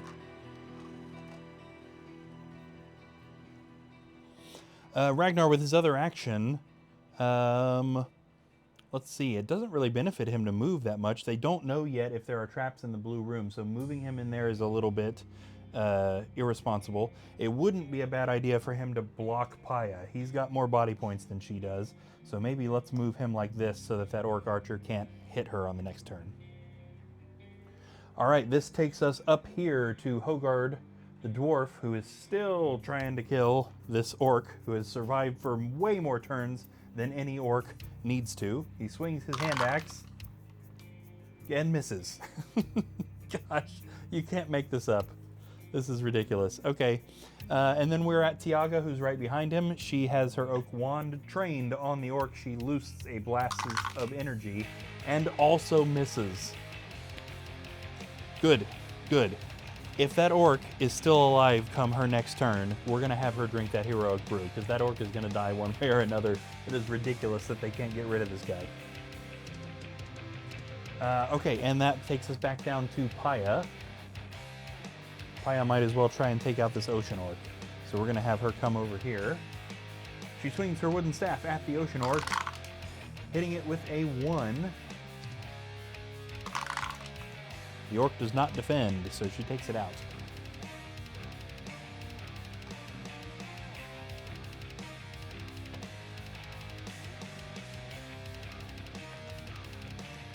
Okay.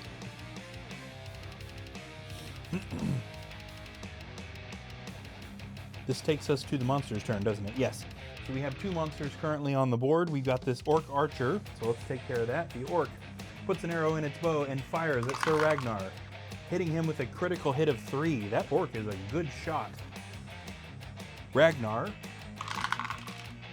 defends 2 of those hits and takes 1, dropping him to 5 body points. Back up here, the Wasteland Orc is still fighting Hogard. The Wasteland Orc swings its axe, hitting him with a 2. Hogard defends, does not manage to block at all, taking 2 hits. Luckily, he was still he was doing good on health, so he's only down to 7. All right.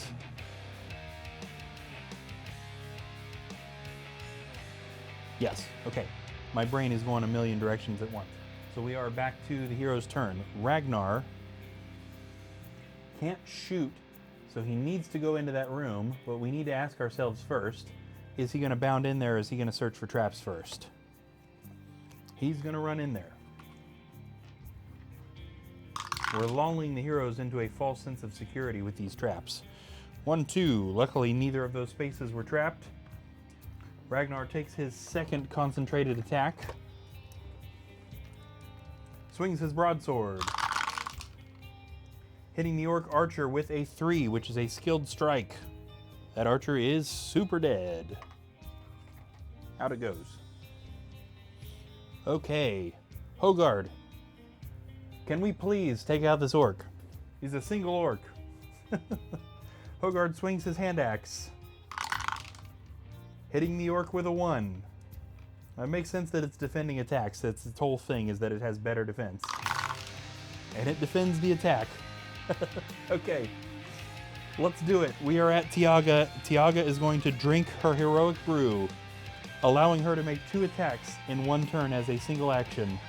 She is using up a really good item for an orc.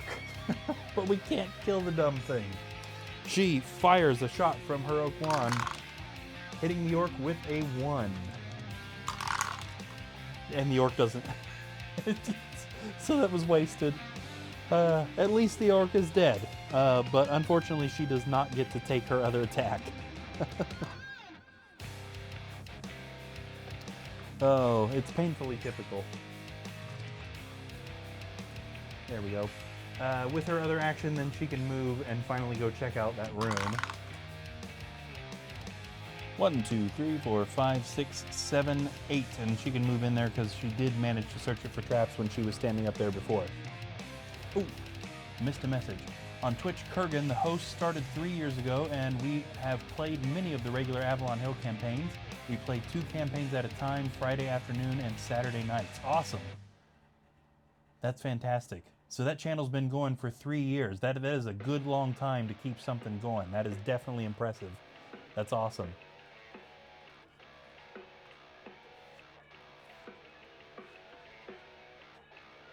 I assume Kurgan also a longtime player, surely somebody who would have played the Milton Bradley stuff and then got on board with the Avalon Hill stuff. Did you just out of curiosity? Did you support the Kickstarter? Did you get the Mythic tier or the Heroic tier?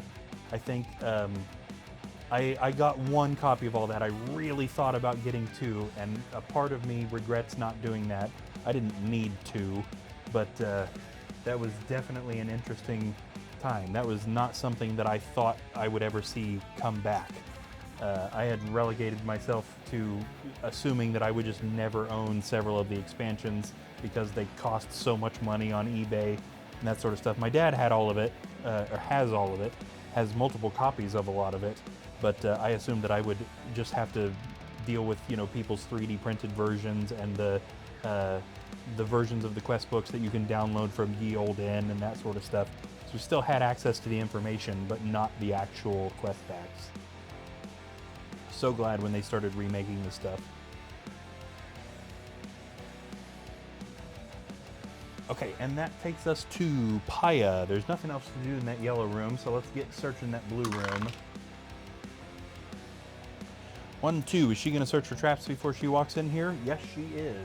There are no traps in the blue room. Finally, for just about the first time tonight, no monsters on the board, so we are right back to Ragnar. Is he going to search for secret doors, search for treasure, or leave the room? Search for secret doors. There are none in that room. Second action, treasure or leave? Treasure. Probably the smarter option. What do we find in this room, Ragnar? Ragnar finds a small chest lying on its side, partially smashed in a poor attempt at opening it. Left inside the chest is 35 gold coins. Cool, that puts us up to 155 coins.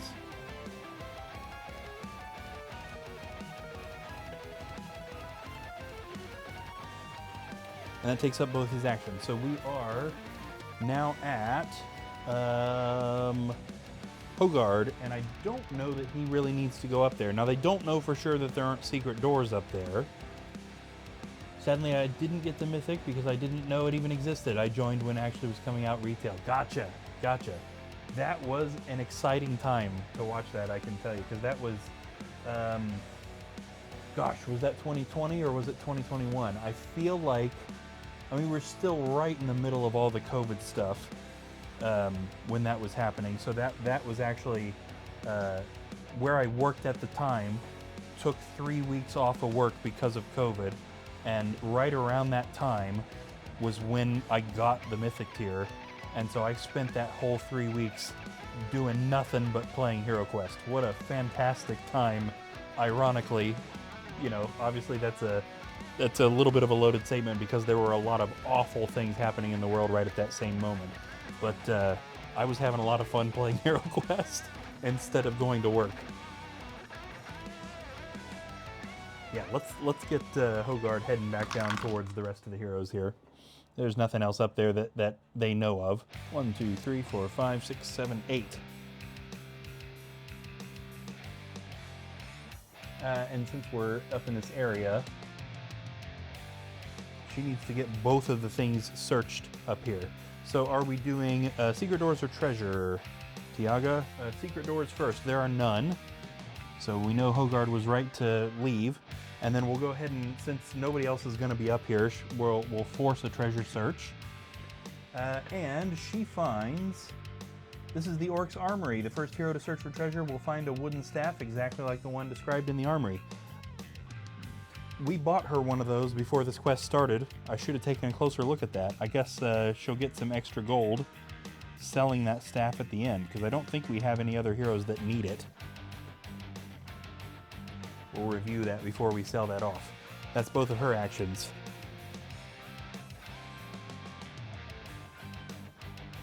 Okay, back over here to Paya. We still need to get this blue room searched. So is she going to search for secret doors from her current location or move into the room? No, I'm sorry, the blue room's been tapped. Ragnar took care of both of those things. Paya needs to go open that door. 1, 2, 3, 4, 5. Paya opens the door into the new room. Right at the moment, we see nothing as far as further doors. There is in this room, however, a table. Let's get a dirt floor there.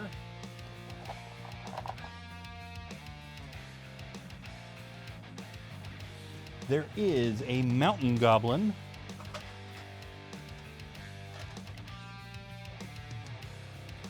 A wasteland goblin.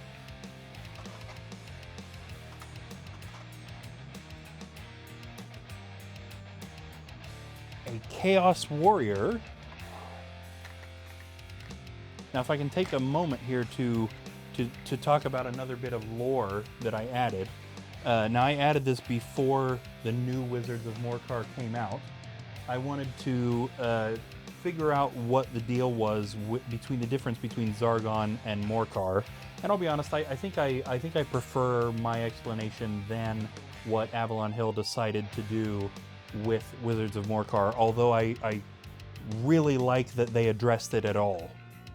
So I appreciate that they did that, and if it had come out before I came up with this, I might have just gone with what they did.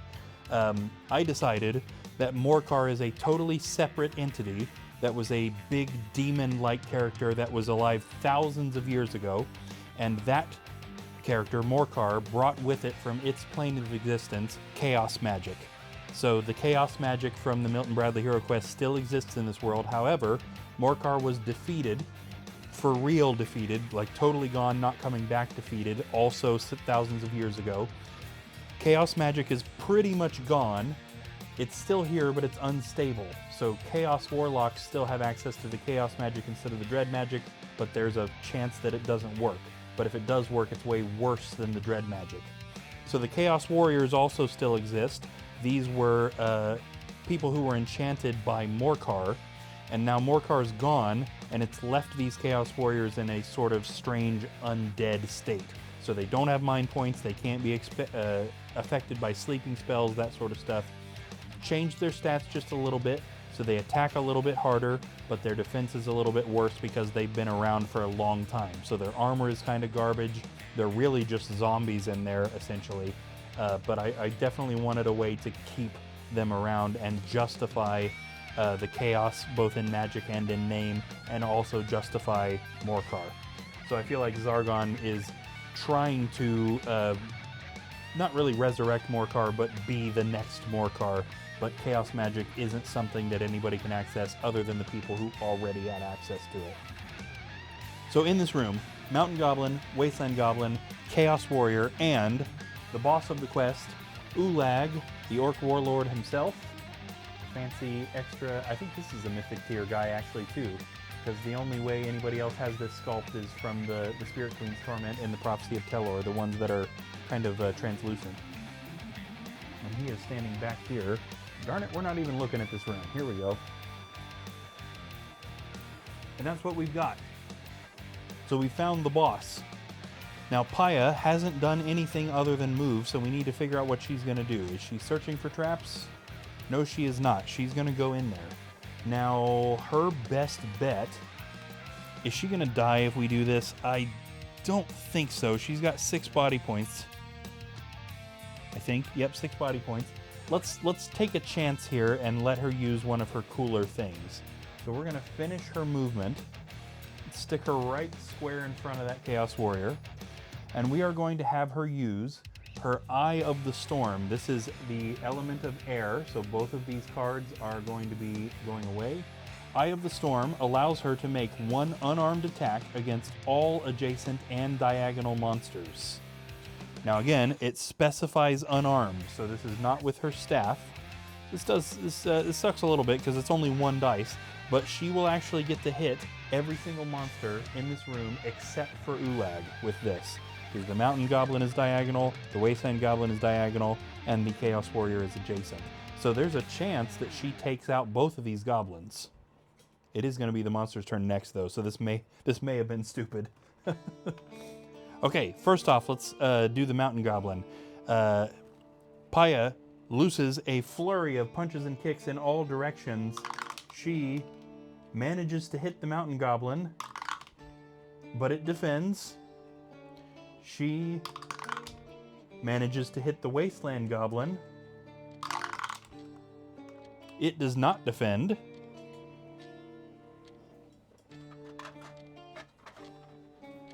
And finally, she manages to hit the Chaos Warrior, but it defends. I'm impressed she managed to get a skull all 3 of those times, rolling a single dice. That attack will get super powerful as she builds her combat skill and raises her base attack. The monks are meant to not need weapons or armor, really. So, yeah. Now, I think she's about to get in real bad shape here, unfortunately. The Mountain Goblin, for our monster's turn, has 2 options. He's not directly adjacent to Paya, so is he going to run out there and hit Ragnar, or is he going to just step to the side and hit Paya? He's going to go for Ragnar. 1, 2, 3, 4. Mountain Goblin swings its sword at Sir Ragnar, missing. Ragnar was ready for that guy. He saw him coming. The Chaos Warrior, however, is not going anywhere. The Chaos Warrior swings its axe at Paya, hitting her with a 3. Ouch. She manages to block 1, but takes 2 points of damage, dropping her to 4 body points. Ulag is not going to be interested in Paya. Now, we're not going to draw a card for this, just because I think it's interesting from a lore standpoint that he is going to go chase after Ragnar. No more capturing. He managed to escape once before. Ulag is out for the kill. 1, 2, 3, 4, 5, 6. Ulag runs out to confront Ragnar directly. He swings his large warhammer.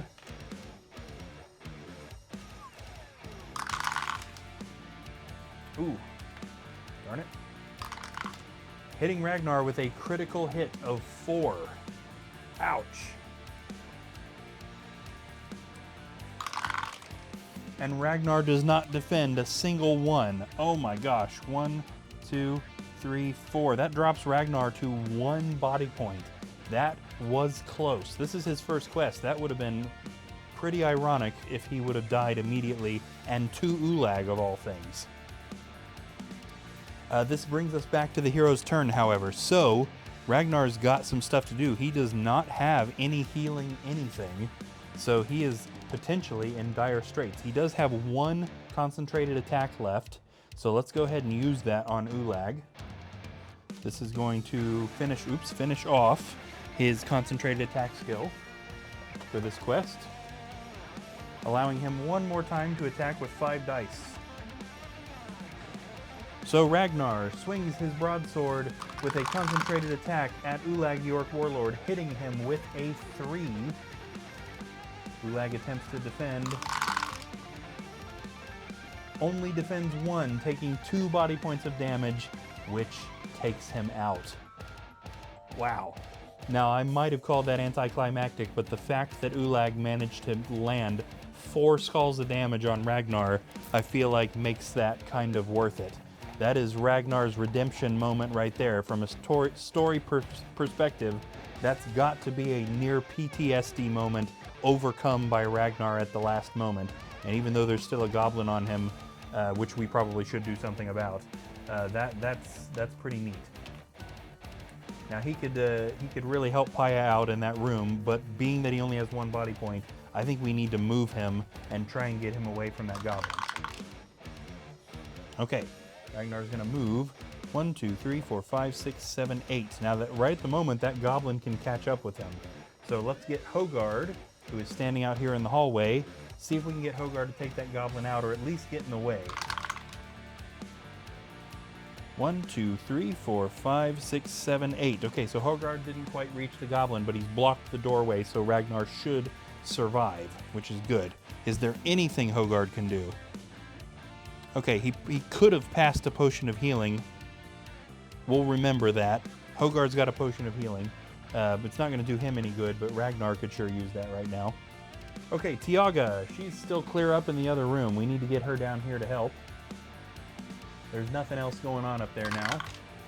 So she is going to move. 1, 2, 3, 4, 5, 6, 7. Excellent. Oops. Gave myself a little splinter from my table. And finally, Paya, who is attacking that Chaos Warrior. Now, she has 1 element left, which is good. The element of fire can only be used if the other 3 elements have been used up, and they have. She's got 2 pretty handy things here, Burning Spirit and Touch of Endless Inferno.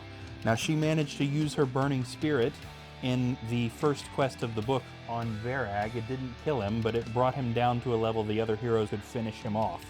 So, Burning Spirit caused a brilliant beam of energy to shoot out from her, either in a straight line or diagonally, causing 2 body points of damage undefendable on any monster in that path.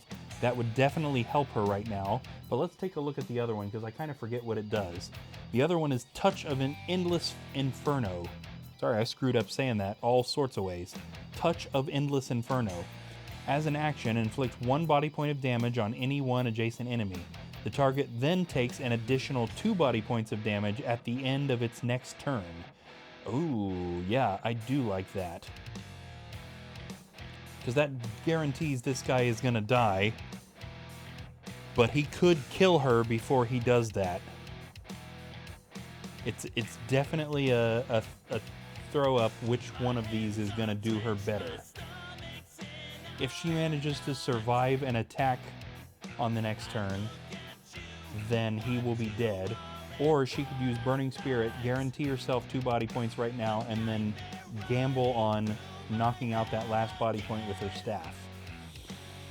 Let's card it. I don't think this is a decision I can make. We'll say red for Burning Spirit. This is the last card in the randomizer deck until we shuffle it too. She is going to risk. So she uses the Touch of Endless Inferno on the Chaos Warrior, poking it right in the chest and inflicting 1 body point of damage on it. At the end of the next monster's turn, it will take 2 further body points of damage, which will kill it. The question is, will she survive an attack? She does, however, have another action where she can attack herself. So, she can attack herself. She can attack the Chaos Warrior. So she swings her wooden staff. Hitting it with a critical hit of 2, we might actually be getting lucky here. The Chaos Warrior attempts to defend and does not defend. Okay, she didn't even need the rest of the Touch of Endless Inferno. She hits it with 2 body points of damage, a critical hit, which kills it. Lots of close calls happening in this quest. Oof. That takes us to the monster's turn, and right at the moment, we only have this mountain goblin on the board as far as monsters. Let's point a little bit better at him. Who's he going to go for? Because he's pretty equal distance, not quite equal distance, but fairly away from Hogard and Paya. Let me go ahead and shuffle my randomizer deck here real fast.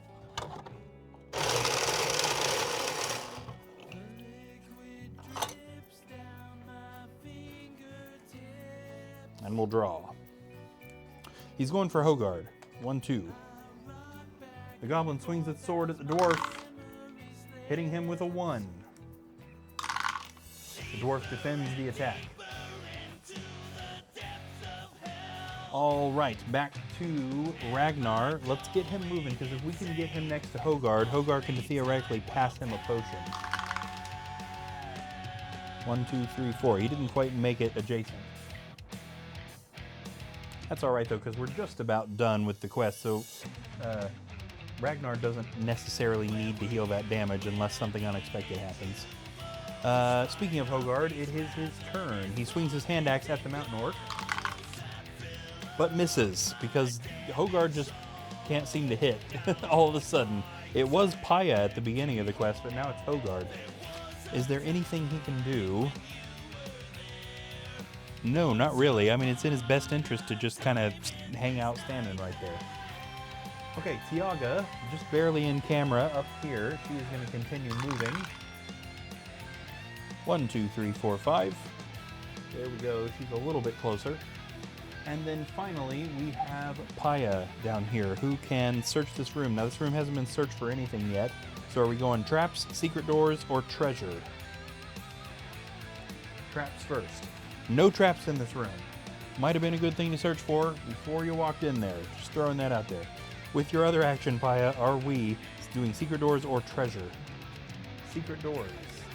And finally, after an obsessive quest's worth of searching for secret doors, she manages to reveal one, which is right here on this corner. You need to stick a wall back in there. Right there. I think we had a door in this exact, actually a secret door right in this exact same spot in the last quest. And that takes up both of her actions. This leads us to the monster's turn, where we are still in combat between the mountain goblin and Hogard. The mountain goblin swings its sword at the dwarf, hitting him with a 1.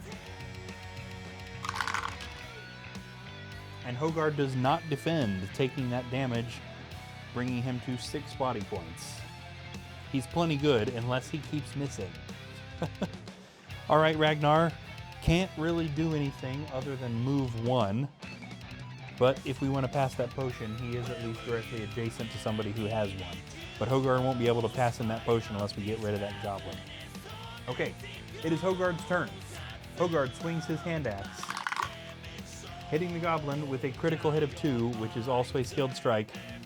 We get rid of that guy. Okay, I think we are going to go ahead and pass that potion to Ragnar. I don't think Ragnar's going to need to drink it, but dwarves always end up with crazy defense. They usually don't need potions as much as the other heroes do. Let's just go ahead and give that over.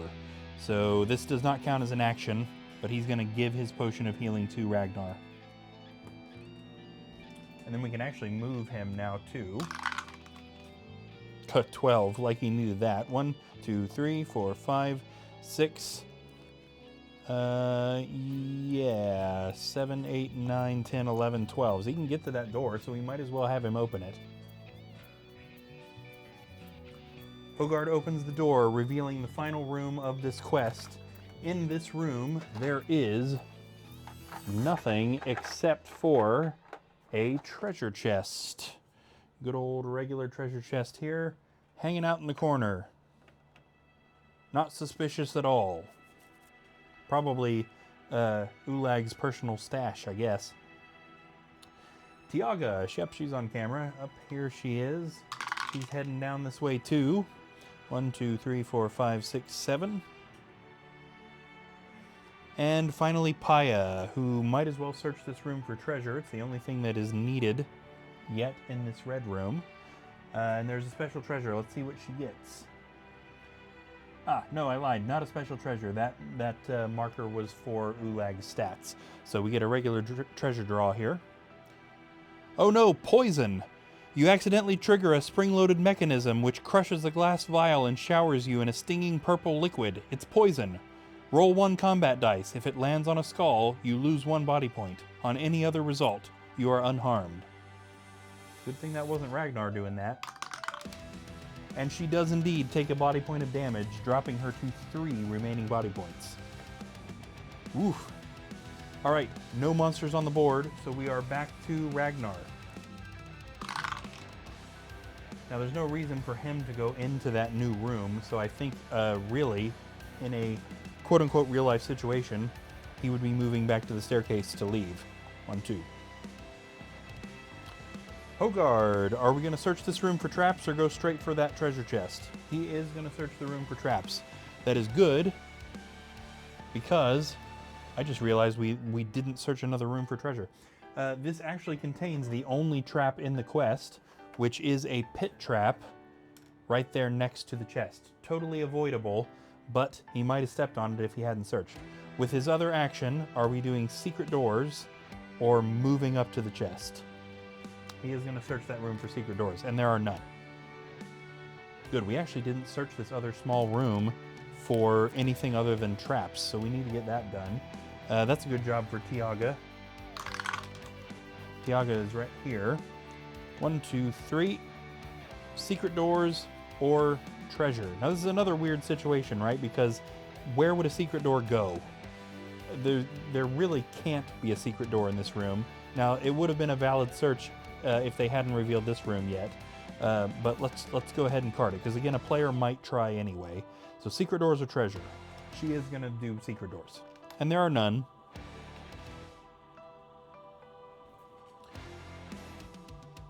All right. Yes, Paya. I had kind of lost what was going on there. Okay, now Hogard doesn't need to disarm that trap, so if she gets a good enough roll, she could go do that chest. 1, 2, 3, 4, 5, 6. Not quite. Let's have her go out. 1, 2, 3, 4, 5, 6. She'll go ahead and start to leave. Okay, no monsters on the board. We're back to Ragnar.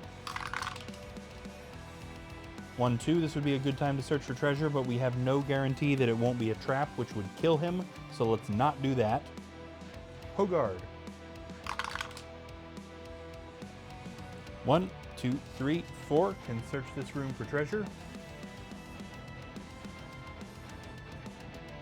In the chest, he finds 100 gold coins. Not very much loot that Ulag was sitting on, but that's not nothing. Puts us up to 255.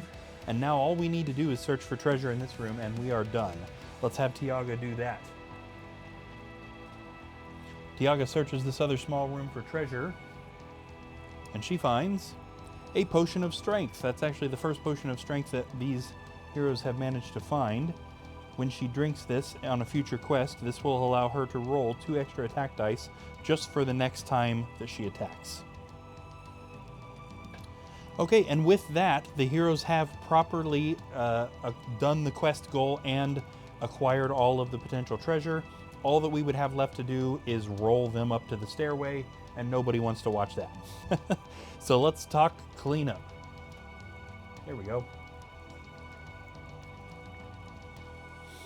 All right, I want to clean up unused skills and spells.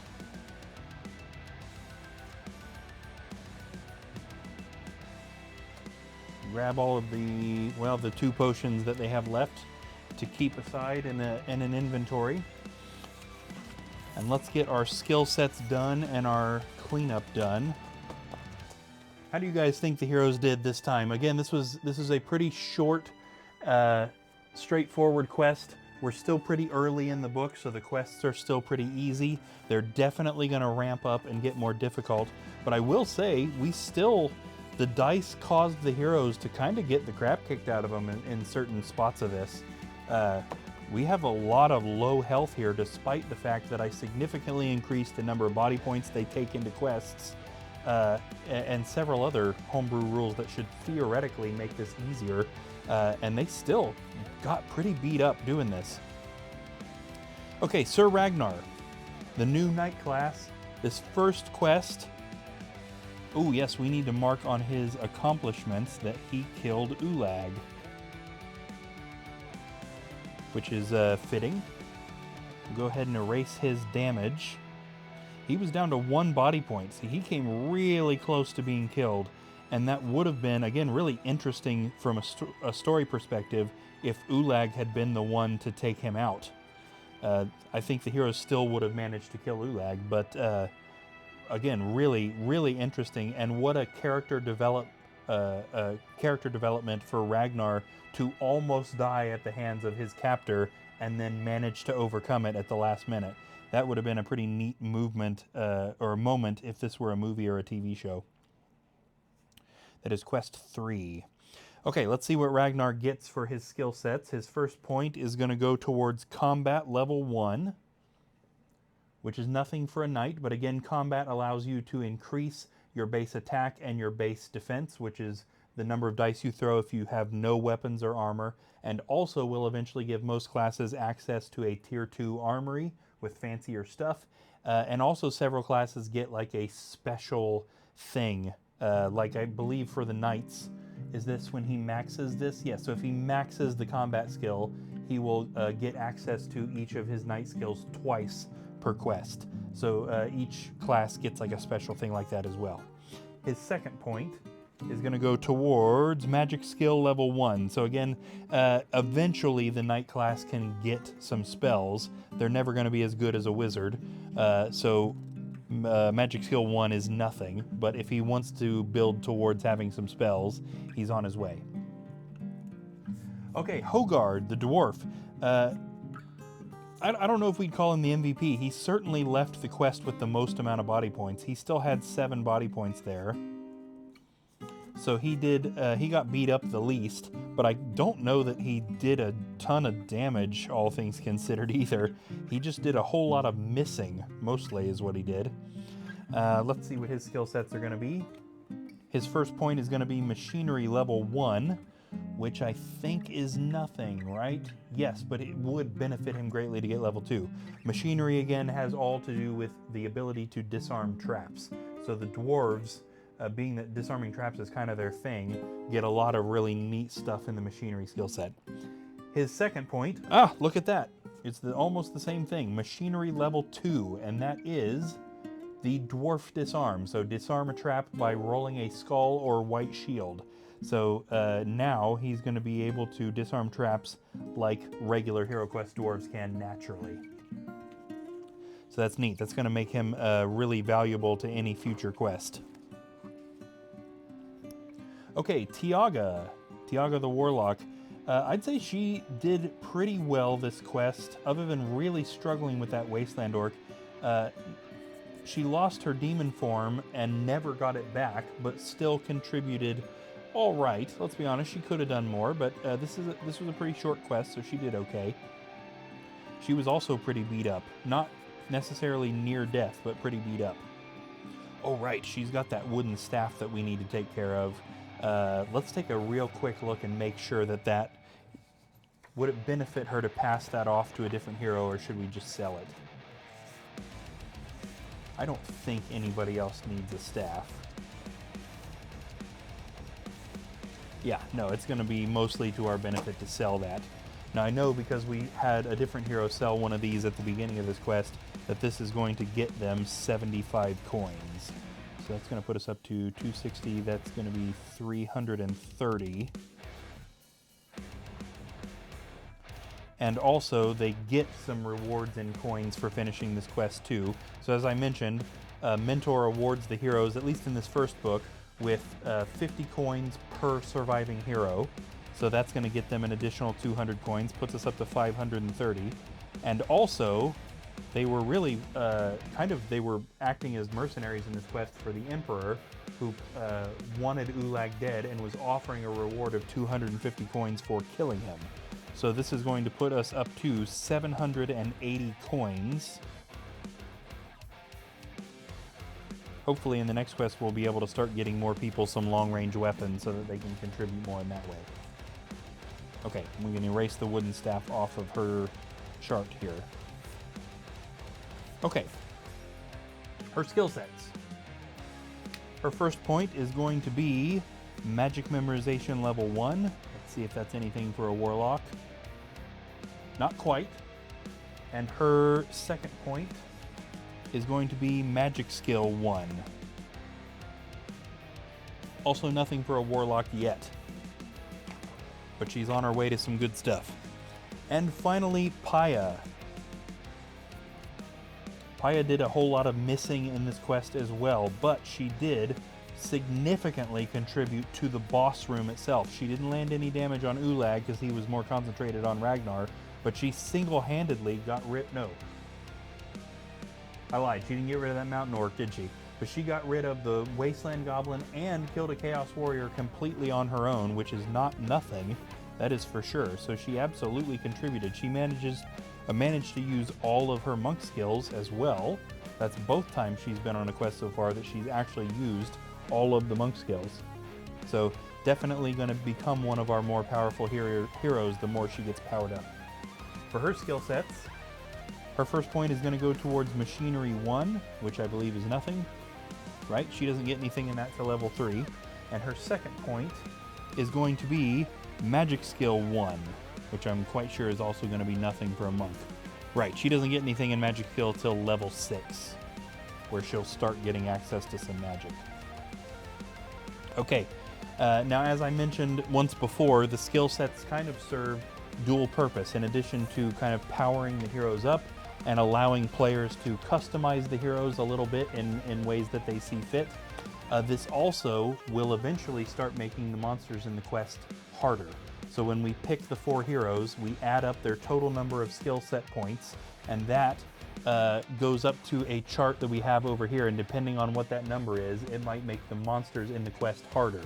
So this helps us scale the quests so that if we have a bunch of really experienced heroes going in, they have more of a challenge, and if we have some newer heroes that haven't been on very many quests, it might kind of pull the difficulty back so that those new heroes aren't just getting butchered immediately, essentially. All right, but that does it for tonight's episode of Midnight Quest. Again, this was going to be a painting quest, but Savannah wasn't feeling very good, so we did another quest. And I'm glad we did. I'm not gonna lie, we didn't know that that switch was gonna happen until about 11:30, but half an hour before the stream was supposed to start, and I was not prepared, but I still think this went really well. I had a lot of fun. I hope you guys had a lot of fun, and as per usual, really appreciate the conversation in here.